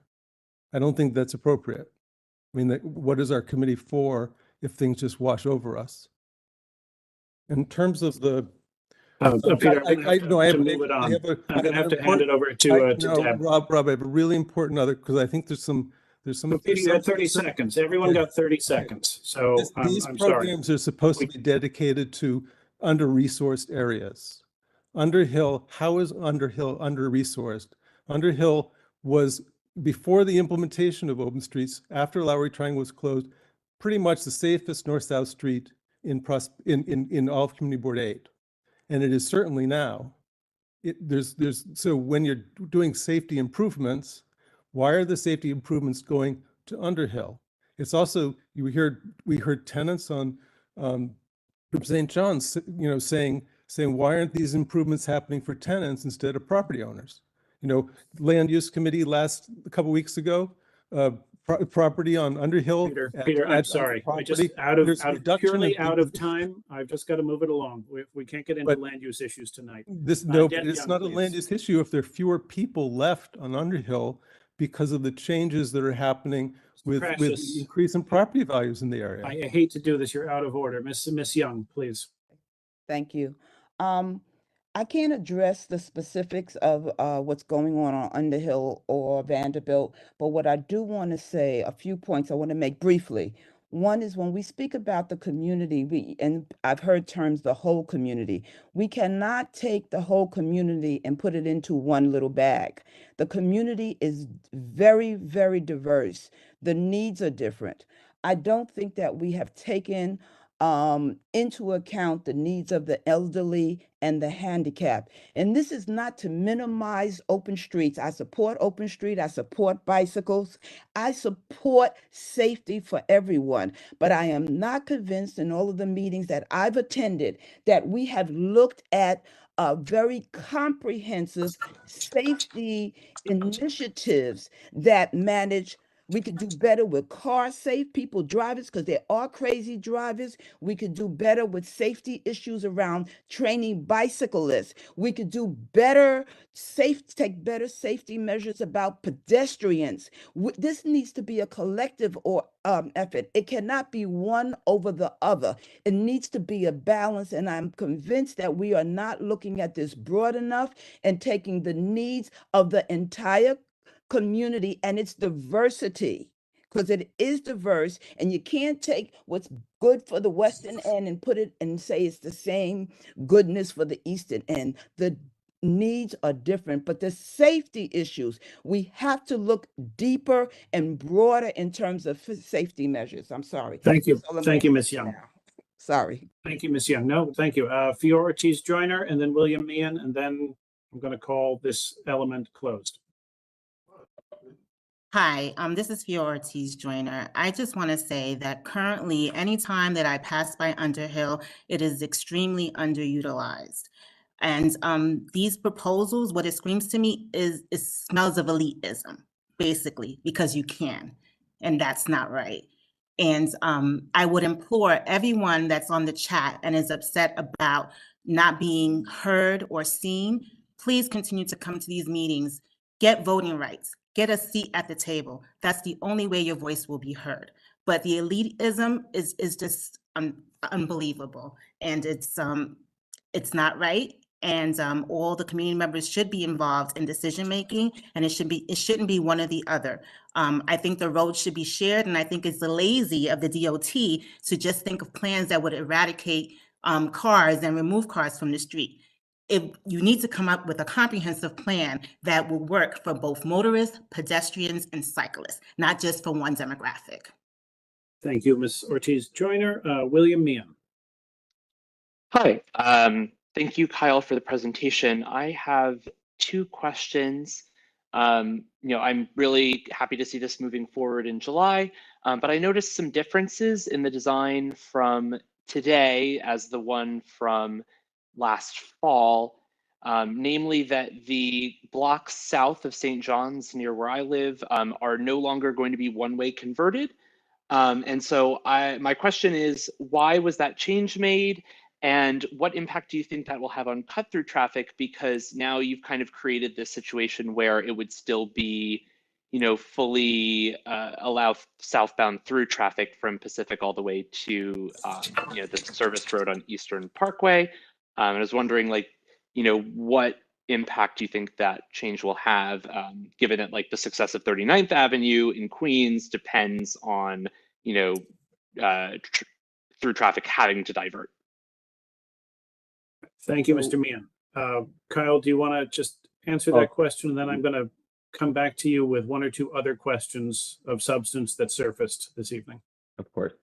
So we opted to remove that southern section, the one-way conversion in those blocks between St. John's and Eastern Parkway, because of feedback that we heard at the workshops and sort of the ongoing dialogue that we've been having, like I highlighted in the presentation, as well as we did some further traffic analysis. At this time, we were only able to keep the traffic diversions in the 2 blocks next to the playground and PS9, but they're not completely off the table. We definitely want to see this as phase 1. Like I mentioned at the end of the presentation, we are going to be going into CPSD to start to scope out a future capital project. So those types of changes, as well as a more operational project with the paint, planters, delineators to convert those to one-way, isn't off the table in the future. Thank you. Traffic and streets are a complex network. You change one thing somewhere and there's 1,001 downstream changes that weren't anticipated, along with those that are. One of the ones that all of us saw coming clearly and has been brought up a number of times tonight is the negative impact on Washington Avenue. What, if anything, Kyle, Lee, DOT, who's here tonight, what, if anything, are you thinking about as far as Washington Avenue? So following the implementation of the plaza back in the fall, we were also able to implement a number of pedestrian safety elements on Washington, where we did have those specific pinch points where we were a little worried about the traffic impacts and how that might impact pedestrian traffic especially. So you'll notice new bump outs at various corners in the northern section of Washington right south of Atlantic. In addition to that, we're also sort of still looking at the signal timing in and around Washington Avenue to not only factor in the new plaza that was implemented between between Atlantic and Pacific, but also because of the Vanderbilt open street that happens Friday evenings and Saturdays and Sundays. So we're actually looking to make some signal timing changes this summer when we implement the rest of the Underhill SIP. That all being said, everything that we're talking about for Vanderbilt, for Underhill, it's not mutually exclusive. It doesn't mean we also are not really also able to consider what is possible for Washington. If anyone wanted to explore anything that we've been able to accomplish on Underhill or Vanderbilt, please reach out to the DOT. We're happy to replicate the same for Washington sometime in the future. Thank you. As has been referenced tonight, with this committee is advisory, and we do not tend to vote on these things. But what we do is give the floor to DOT and open the microphones for the community. So I want to thank both DOT and the community for doing their part tonight. I think we've let a lot of venting occur, and I hope it didn't fall on deaf ears, and I hope it all gets taken to heart by many people on all sides of this issue. I think it's a great opportunity to share perspectives, to hear from the other sides, and I'm thrilled to present a forum for it. So Kyle, thank you. Lee, thank you. And everyone else who came to join us from DOT on the job, thank you all very much. Please do post in the chat. Chat has gotten very long, so please do drop some contact information. It's not venting, it's testimony. I am going to move this agenda onto another critically important testimony, not venting. Fair enough. I'm going to move this agenda on to another critically important element that we need to vote on tonight as a committee. Everyone else who is here on the call is welcome to stay. It is a carbon neutrality zoning text amendment. I am going to, if I can do this right, share my screen and walk through a PowerPoint presentation that should take about 5 minutes if I do this right. Can everyone see that? Yes. All right. Welcome to carbon neutrality. The mayor's office has asked every community board to weigh in on this, and this is a 59-page PDF that reflects a 100-page zoning text amendment by the end of June. So this got dropped on us about a few weeks ago. Given that timeline, we need to consider this tonight and pass a resolution on it prior to the next CB8 full board meeting on June 8th. This was the link to this was circulated to the committee prior to the meeting, but again, since nobody raised their hands to volunteer to digest it for the rest of us, I'm going to jump into it. Unfortunately, this isn't a PowerPoint, this is a PDF, so I'm going to have to scroll. Yay. In the basics of City of Yes carbon neutrality, our committee, the EST committee, the land use and the housing committees of Community Board 8 will all consider this. We, in the luck of the draw by the calendar, have the first crack. What this consists of is 17 individual proposed zoning text changes. I'm going to walk through each of the 17. We're going to get a layman's understanding of what that encompasses, and then we're hopefully going to craft a resolution and vote on this later tonight. So I'm going to scroll through this and just skip some of the pablum. However, this is all, I don't mean to minimize it. I minimize the timeline, but we, as we all know, are in a climate emergency in this city, in this nation, in this world. Too much carbon dioxide, the primary greenhouse gas, is emitted, and through the unnecessary burning of fossil fuels. And one of the goals of this project is to help New York City become a carbon neutral city by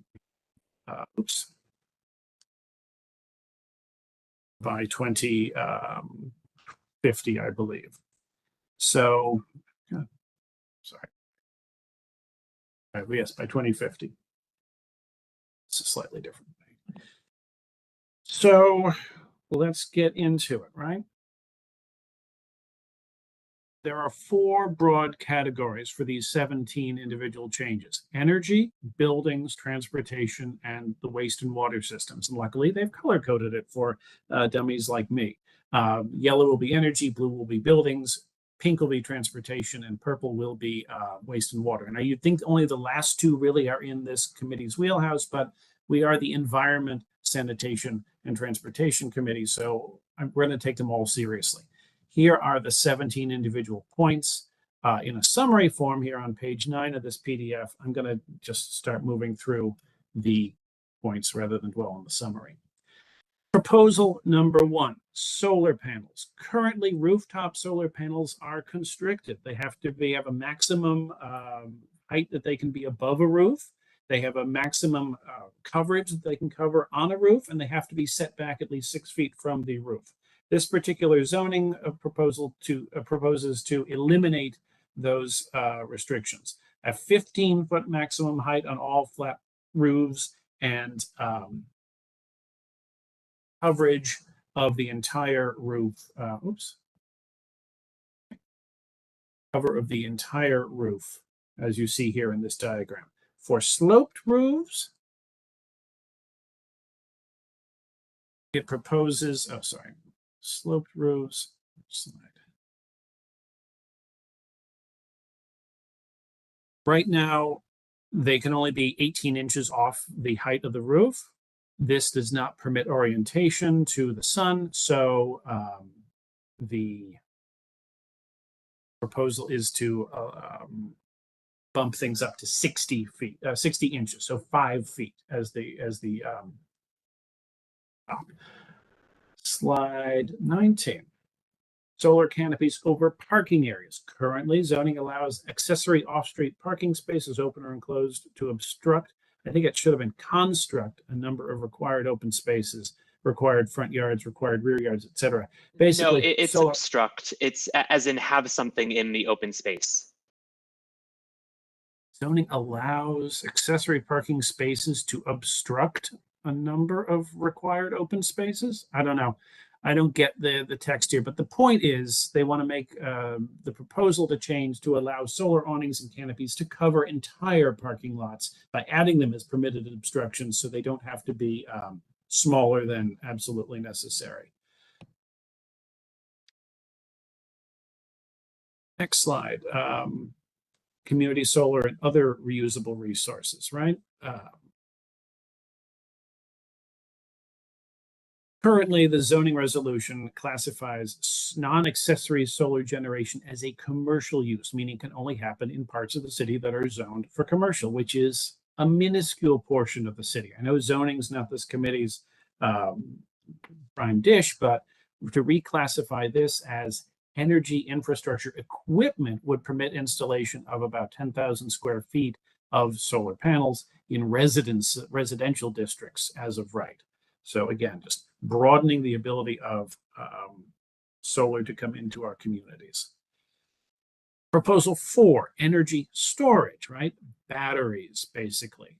The city moving away from burning fossil fuels, you're moving toward electric. Well, that's what we want here. We want to permit electric utility substations to be built in residential districts. And I'm not going to go through this complex chart in great detail, because it's gradated by the size of the accessory solar / wind ESS. And basically it wants to enable it to be in residential and commercial districts without permitting needed. Moving on to the next proposal, proposal 5, onshore wind turbines, right? Right now, onshore wind turbines must comply with strict height limits, and the proposal is to create a new authorization that will allow the City Planning Commission, CPC, greater flexibility to customize what they approve and how they approve it. Now we're moving from the energy grid slides to the buildings slides. And again, slightly off our EST mandate, but here is a proposal, right? Retrofitting mechanical equipment for electrification. Rooftops, right? After Hurricane Sandy, we moved a lot of things up. Here we are doing it again. Right now, rooftop mechanical equipment above the height of a building is capped. Buildings are all capped at a certain height based on the bulk of the building, elementary zoning. Anything above that has to fit in within that cap or be subject to minimums. Well, to provide greater flexibility for moving electric equipment like heat pumps up and away from flooding, zoning allowances that currently apply would be rolled out citywide instead of just in floodplains. Proposal 7, building envelopes. This is something I didn't know until I read this. If you widen a building's facade from say 4 inches to 11 inches and add 7 inches of insulation, you are eating into that building's floor area ratio. And buildings have a maximum floor area ratio. You may not be able to go out because you can't add bulk to a building. Well, this proposal would ensure that a recladding under these circumstances is allowed, and it goes through a lot of the R value and U ratings of all of those things, which I'm not going to. Better than code, right? What if you want to do a building that's even better than that? Well, again, the issue currently is zoning allows for this wall thickness floor exemption for some green portions that do exceed the code. Well, what we want to do is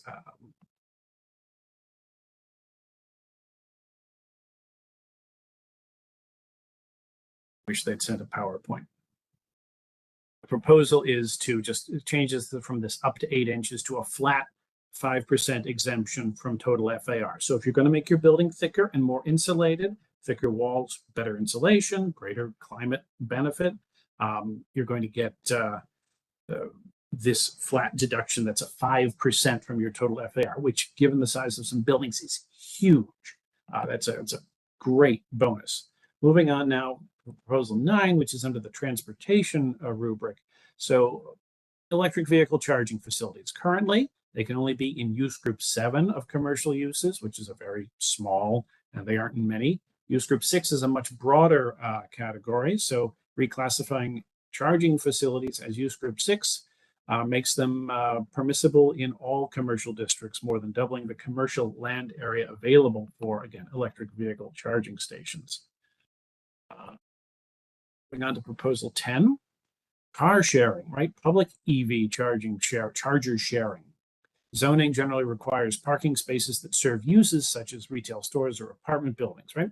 This is accessory parking is permitted in all of these spaces, but some of these spaces are currently permitted to be occupied by these car share program vehicles, but not all of them have EV chargers, and they are not all available to the public, right? Because there's no incentive, right? So if we expand existing car share rules to allow property owners, the owner of the garage, to designate up to 20% of their spaces, or 5, whichever is greater, for flexible public EV charging, right?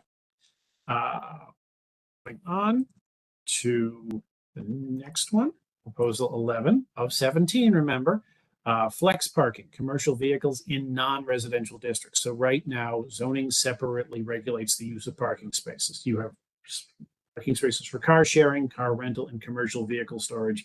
They are varied and confused and all over the map, right? So streamline. The proposal is to just say across the board in commercial and manufacturing districts, 20% of accessory vehicles, accessory spaces can be accommodated by car share, car rental, public EV charging, or commercial vehicles, right?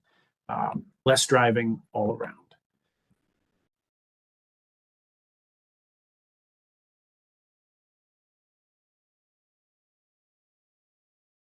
And then proposal 12. This one I have a hard time seeing coming to Community Board 8, but the zoning resolution currently provides automated parking facilities, right? Car elevators that can tailor to their unique requirements. These allowances don't apply right now outside of the Manhattan CBD, the Central Business District, but the proposal is to amend the map to add certainly some parts in Gowanus, downtown Brooklyn, but also up in Long Island City, with some automated rules added in. So that exists. Proposal 13, bikes and e-mobility storage and charging uses. Again, zoning provides regulations for auto parking and charging, but it doesn't do anything similar to mandate bike parking or e-mobility charging. And here we are asking for the zoning rules to mimic what they do for cars, for bikes, to create a new commercial use for public bicycle and micromobility parking, and also secure outdoor bike storage lockers as permitted obstructions in yards and open spaces. Now we're going to move on from transportation to the waste and water. This one I love. Permeable paving, right? A century ago, before concrete and asphalt covered all of our streets and sidewalks, we had a permeable city. Zoning is supposed to allow any paving area to be paved with permeable paving, but it is confusing. It is ambiguous. The proposal is to revise this language to make it clear that should someone choose to use permeable paving, it is always allowed. Street beds, rain gardens, bioswales, whatever you want to call them, tree beds, right? Right now, zoning requires street trees to be installed alongside new developments and enlargements, yes, and it does preclude, unfortunately, the use of newer, more inventive prototypes such as connected tree beds or rain gardens, right, where the water flows from one to the other. This would allow these water catchment systems to be built by a developer, should they so choose. Proposal 16 of 17, composting and recycling. Believe it or not, the word composting and recycling do not occur in the zoning text. This issue creates confusion about where they're allowed to occur, and now the proposal is threefold. Clarify that small-scale composting can be an accessory use. So a building for another purpose can devote some of its space for zoning for composting. Neighborhood-focused recycling facilities can locate in commercial storefronts. Right now, they're limited to manufacturing districts, and that large-scale facilities should continue to be located only in manufacturing districts. And our final slide, thank you for your patience on this whirlwind tour, rooftop food production, not just for Brooklyn Grange and the Navy Yard, right? But if you want to put a greenhouse on top of a non-residential building, currently it's allowed beyond the maximum FAR and height limits, right? But again, it's discouraged, there's costs, there's process, you have to go to the CPC for it. The proposal is to change the rooftop certification to an as-of-right allowance where DOB and not CPC would do the review. So that is the nickel tour of the proposal. And now I'm back. So, questions for the committee. Does anyone have any questions on the zoning text amendment as proposed? I see Ms. Tyus's hand. Go ahead. Thank you, Mr. Witherwax. On the solar, on the flat roofs, I believe there is one exception that maybe is too narrow to discuss tonight. But for the buildings that use a skylight, and I know from personal experience, the fire department is calling the shots on not having the solar panels on the roof. It goes up on a, it has to be X number of feet above the roof surface so that the fire department can walk under it to access the roof in case of a fire. That's number one. So number two is the business with the solar energy generating system, SEGs, storage capacity, the battery. I've been asking for a battery for years for my solar panels that I have on my brownstones roof. And because of the spontaneous combustibility of the lithium batteries that most of the storage cells are made of, the fire department is like, no, capital N-O, not even at the rear of the property, you know, at the end of the backyard, just no. So I don't know why this proposal leapfrogs over the lithium battery question, which will affect a couple of the other proposals in this piece, to have the storage in a building, outside near a building. We've seen over 200 fires just this year from lithium batteries in the bikes. So just those two things. I have more, but I'll leave it at that. Thank you, Ms. Tyus. I think luckily you're on most of these committees, so you'll have lots of opportunity to weigh in on this. Anybody else? Mr. Meehan, I see your hand. Yeah, thanks, Rob. I just wanted to say, Ethel, to assuage some of your concerns about the lithium batteries, this would be very a different kind of battery. The ones that catch on fire are frequently aftermarket, like black market bike batteries that are very frequently charged and discharged and then charged again improperly, whereas the large scale sort of lithium battery that you would use for powering your home and storing power from a solar panel are much safer, held to much stricter standards, must go through manufacturer inspections that these black market, bike batteries do not have to go through. But also, I think one important point that I don't think came up when Rob was mentioning is that one of the big issues for the environment here is furnaces burning, in the winter that give off a lot of particulate matter, as well as during the summer, air conditioners can be a very big power draw.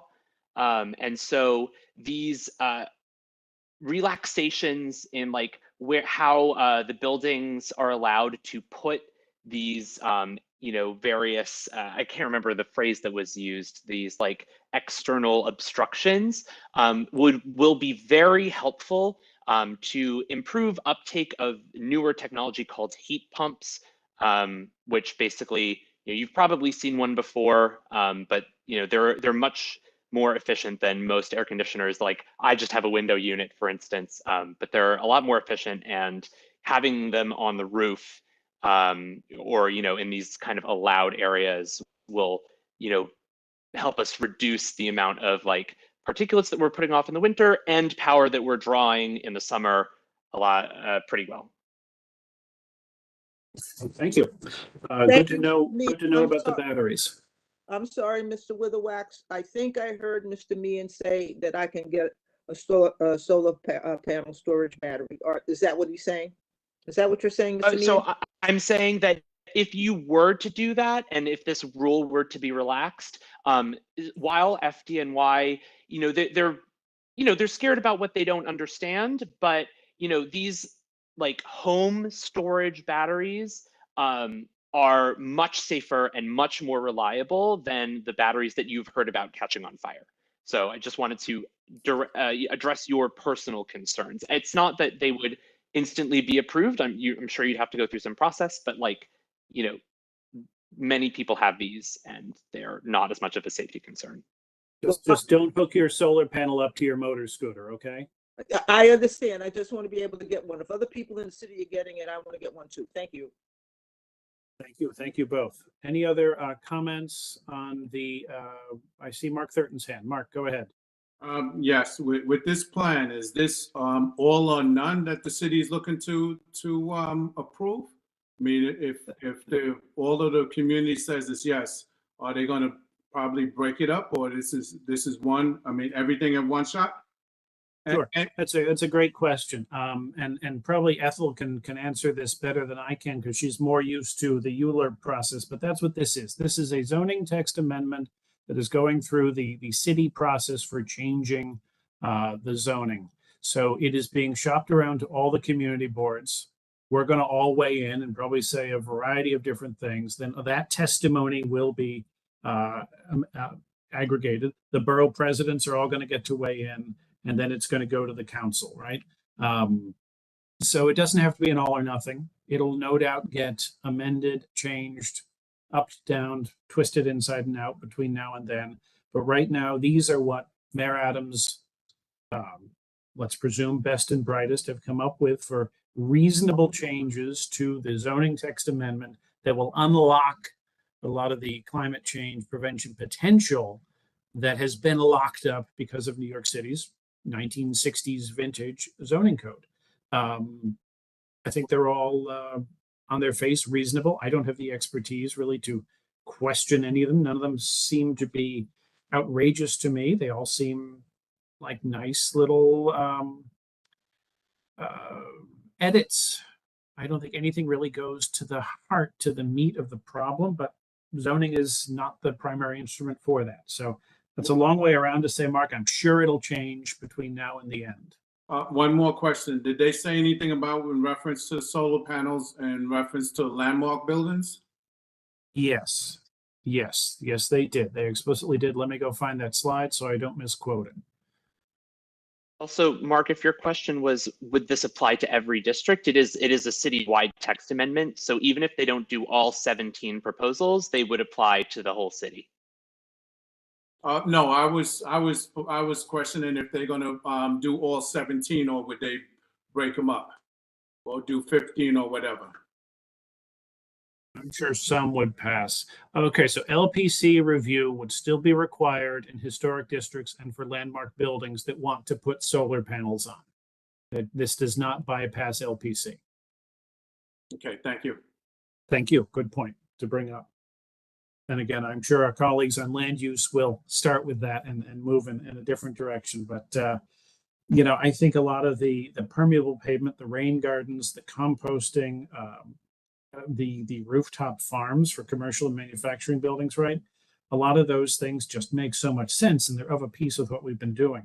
And then some of the electric vehicle work, right? I mean, that's one of the big mysteries, right? If we're all going to be driving electric cars, where the hell are we all going to charge them?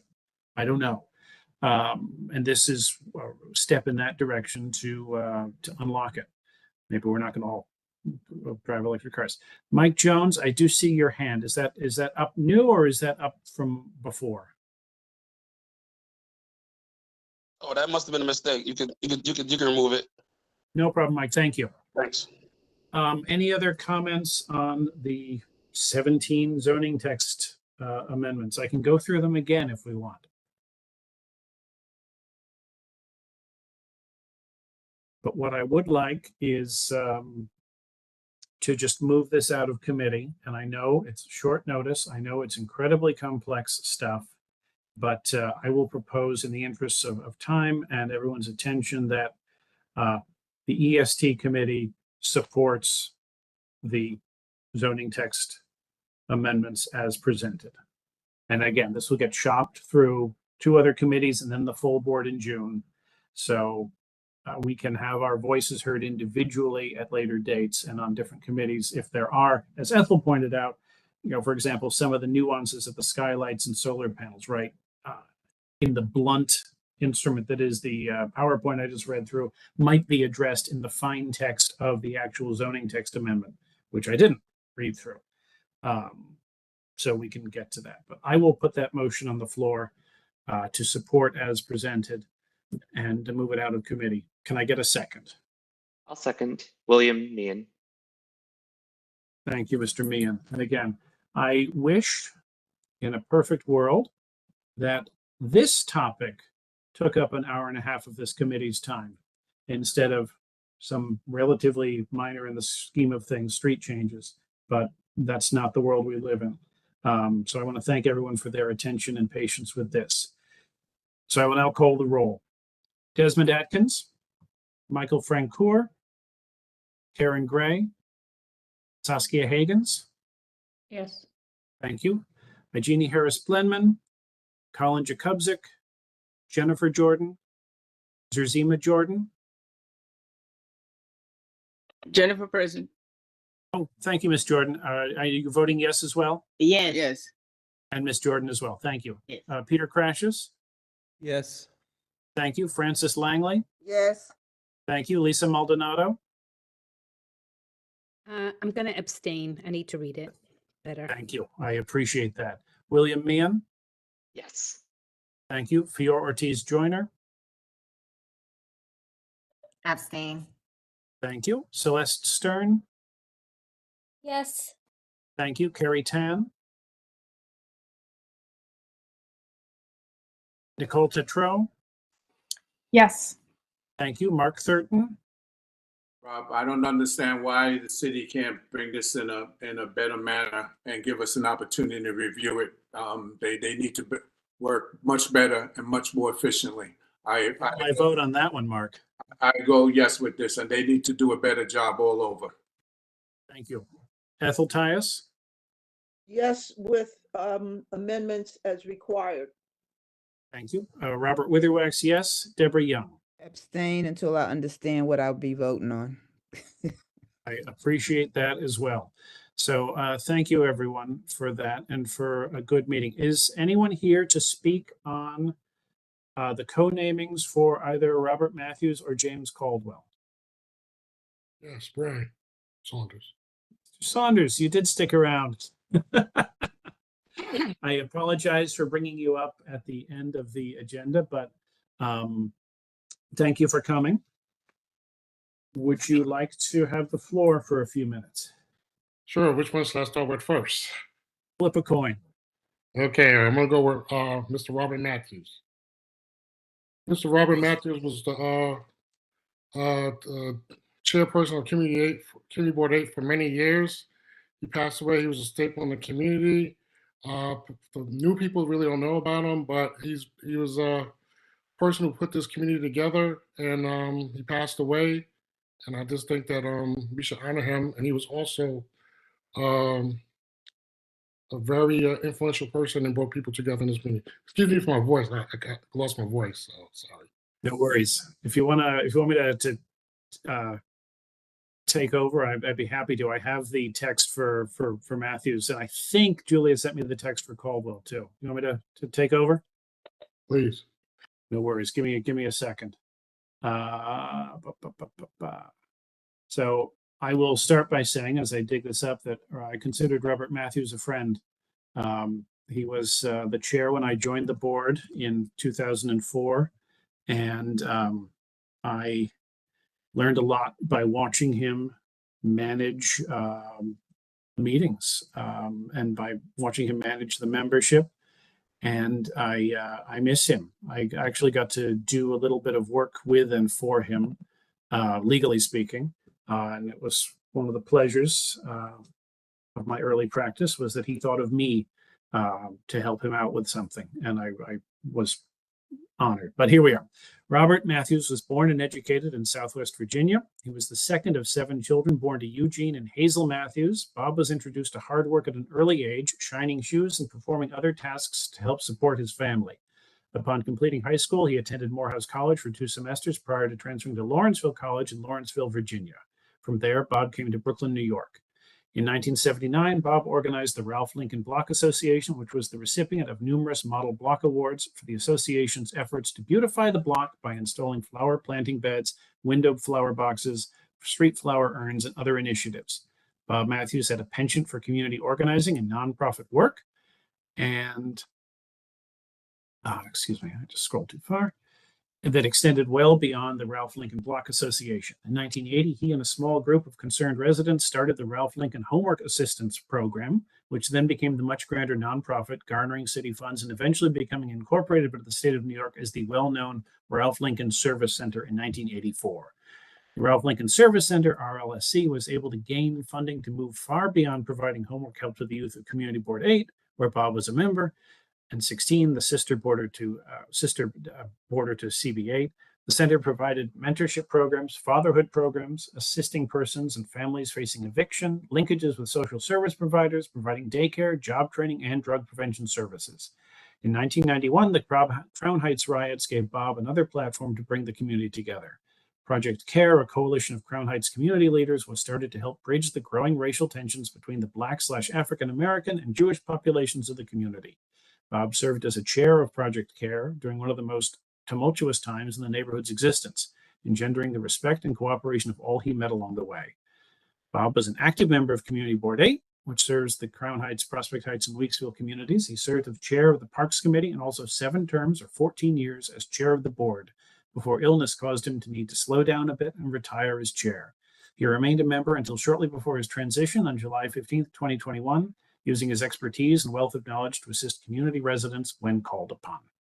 So tonight, our goal is to simply vote to say, yes, we want to consider the co-naming for Robert Matthews further, and we'll give a date for Brian and company to return and have a public hearing on the matter, like we did tonight for Mr. Brown, Roger Brown.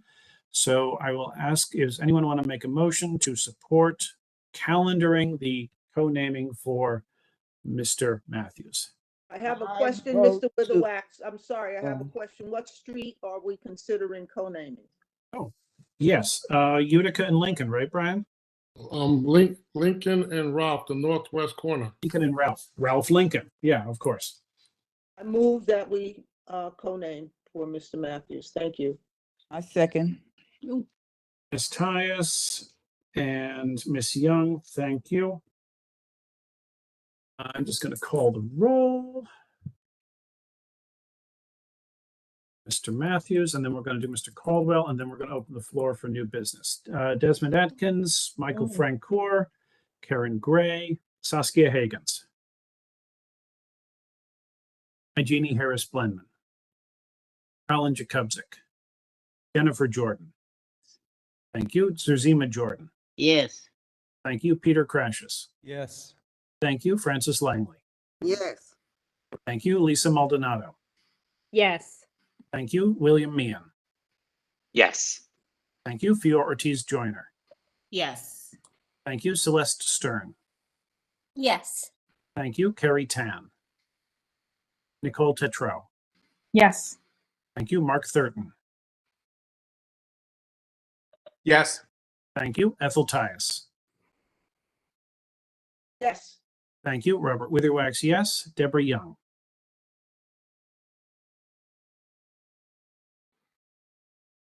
Yes, Still did you hear me? I'm sorry. No, I got you now. Okay. Thank you. Thank you, Miss Young. Fantastic. So, Brian, would June be too soon, or would you like to return in September? June would be fine. So the committee's business between now and then is to review the bio that we just read, review and vet the petitions and signatures and proofs of notice that you're going to have to make to the neighbors who live on Ralph and Lincoln, saying that there will be a meeting of this committee in June, and if they have anything to say on the matter, to show up at this committee and discuss it.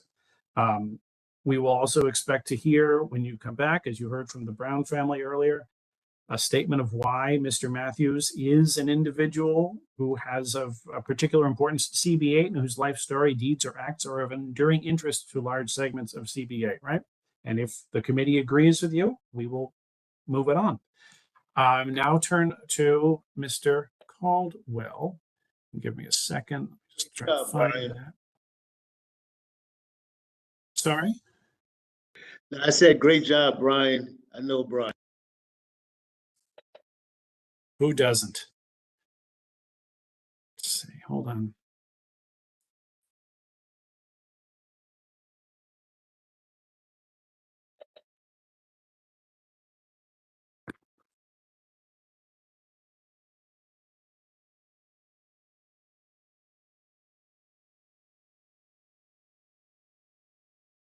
I know, I'm looking under the wrong email address.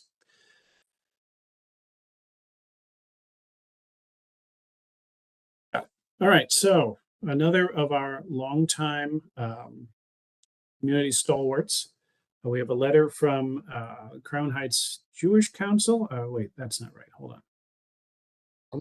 I could try and work it. I have something right here. I can read. Just my voice. Yeah, I thought I had the I have the letters of support, but I thought I had the actual bio. Probably not. I could read something off real quick. Yeah, go for it, Brian. Okay. Good evening, everyone. Excuse my voice. James Caldwell was born June 26, 1951 in Newberry, South Carolina, to Vera and May Caldwell. Vera May Caldwell and Robert H. Caldwell of Palermo, South Carolina. He's a product of the New York City public school system and attended New York Community College. He served with difficulty, but dutifully with the New York State Army, stateside and overseas in Germany, completing a 6-year term, tour of duty, and was discharged with honor. Mr. Caldwell served as president of the 77th Precinct Community Council, Incorporated. Over the past 17 years, under his leadership, the 77th Precinct Community Council has evolved as one of the most, if not the most, productive and engaged precinct councils in the city. His tenure as president of the Precinct Community Council has afforded him the opportunity to meet and form working relationships with pastors, legislators, business owners, local professionals, and hundreds of residents. Being an advocate and spokesperson for community residents is what drove Mr. Caldwell in his commitment to the community. Mr. Caldwell also served as board chairperson for the North Crown Heights Family Outreach Center, which illustrated his commitment to family preservation and helping people conquer the challenges of alcohol and drug addiction. While his military background and extensive work with the police department reflected his values for law and order, his compassion and understanding for complex factors that fuel despair, disillusionment, alienation, and the need to escape reality among people, especially those who have been oppressed and marginalized by society. Help them become an esteemed leader in the Brooklyn community and beyond. Mr. Caldwell also served as president and CEO of Brooklyn United for Innovative Local Development for 9 years. Many residents received jobs and training through Bill. Because of this community support and work of James, we now have the Barclay Center where many Brooklynites are employed. In 1994, James served as chairperson for the Ryerson Street Veterans Committee, which successfully stopped the loss of vital services for over 3,000 Black and Latino veterans in downtown Brooklyn. James' advocacy strategy included chartering buses to Washington, D.C. so that veterans could bring the matter to Secretary Jesse Brown. The Veterans Outpatient Clinic is located at 40 Flatbush Extension. Among the highlights of James Caldwell advocacy towards the committee came in September 2017, where he also exposed the city taking on Black and brown people's homes through the third-party transfer program. His work on the issue resulted in Black and brown property owners keeping their often fully paid off properties and helping millions of dollars of generational wealth in the community. That's about it right now. And Mr. Caldwell transitioned in May 27, 2001 at the age of 69 years old. Thank you, Mr. Saunders. And for those of you on this call who don't know Mr. Saunders, he is a Community Board 8 resident, Community Board 8 member, and our chair of our Economic Development Committee. And thank you for that presentation. I see Ms. Tyus and Mr. Thurton have their hands up. Ms. Tyus, go for it.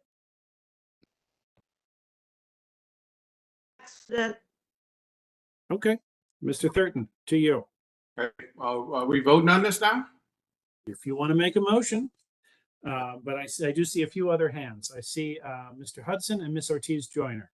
We could take the questions, but I vote for to approve this, but we open up for the questions. Thank you. Thank you. Oh, and Brian, before I take the questions, what street for Mr. Caldwell? The corner of Dean and Washington, the northeast corner of Dean and Washington. Thank you. Mr. Hudson and then Ms. Ortiz Joyner. There's really no questions. It's just in support of Mr. Caldwell. I knew him personally, very influential in the community. When I was working for the Department of Education as a substitute teacher, Mr. Caldwell was very, he did a lot. He did a lot throughout the community, throughout Bedford-Stuyvesant, Crown Heights, throughout the whole Brooklyn, so to speak. So I really support this. Thank you very much. As I've laid out, right, tonight is just about calendaring it, and if you can come back in a month and say all those wonderful words again, which I agree with, that will be a good use of everyone. So at this point, Ms. Ortiz Joyner.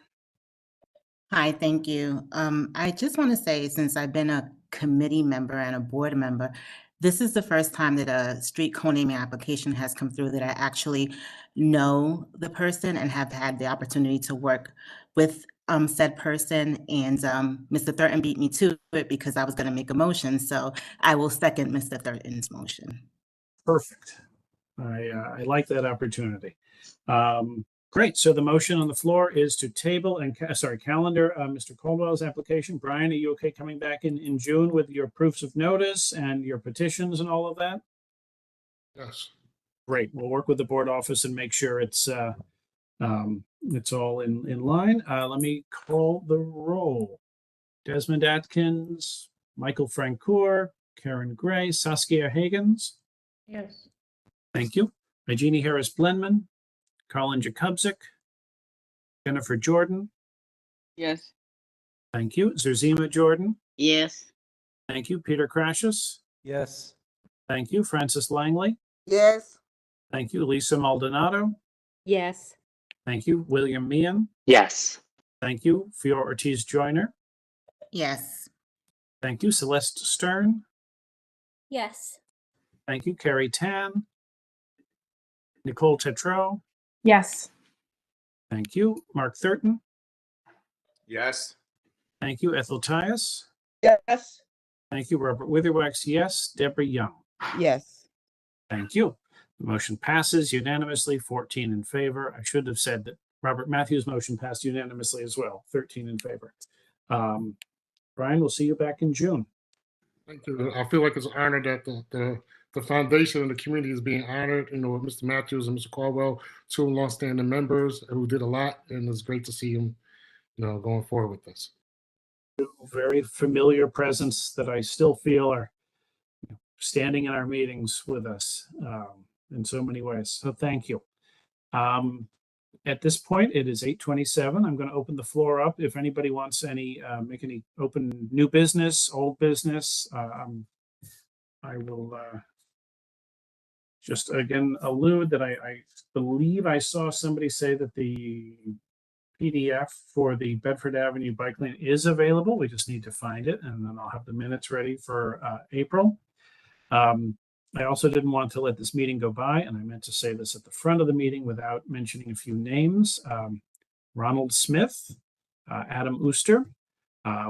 Ronald was killed on April 7th, 2022, when he was hit on the median of Eastern Parkway in Schenectady by a New York Police Department vehicle transporting a prisoner that was doing about 45 miles an hour and weaving between lanes on a rainy night. And yesterday, that was in our district. And yesterday, the Attorney General declined to prosecute the driver. Adam Ooster was a resident of St. John's in Nostrand, a father of two, who was killed biking home just this past May 1st from Wegmans in the Navy Yard with a cargo bike full of groceries, and a flatbed truck made a right-hand turn on southbound Franklin Avenue and ran him over. And the whole thing was caught on public video. Only watch it with a strong stomach. It's harrowing. I just wanted to bring those community losses, and both fresh and not so fresh, but with new news, to our forefront, and just remind us that when we talk about issues of streets and transit, that's what we're talking about, right? All of those deaths were preventable by a combination of factors. Good street design, which gets the lion's share of attention. I want to honor Ms. Young's point that she makes frequently and rightly, that the users of the street bear some responsibility for how they use the street and the consequences of their actions. And that, our goal as a committee, when we think about these things, is to come up with what are the preventive measures we as a community can put in place to prevent tragedies like Mr. Ooster and Mr. Smith from happening in the future. Raise the bar for street users, make everybody get more education. I don't know what the answers are, but as long as we keep talking about the issues and keeping them on the front burner, we're doing our job. And again, keeping the forum open for the public to come and speak on these issues and be heard on these issues is what we as a community board do. That's my 2 cents. Does anyone else have any new business, old business? I have my hand up. Okay. Oh, I'm sorry, Ms. Young. I see it now. Go ahead. Fire problem. away. I just wanted to again thank Brian Saunders for bringing those two co-naming applications forward. And I also wanted to share with the group that Brian Saunders, in addition to all the hats he wears with Community Board 8, is also the 77th president of the community, 77th Precinct Council president, and he's doing a wonderful job. So I wanted to thank you and acknowledge that. Thank you. Thank you. Mr. Hudson, I see your hand up. I'm sorry, that was from before. Sorry, let me get No problem. Anybody else have comments or questions? Ms. Young, did your hand go back up? No, I'm trying to take it down. Oh, that yellow hand lives in my dreams sometimes. Ethel Tias.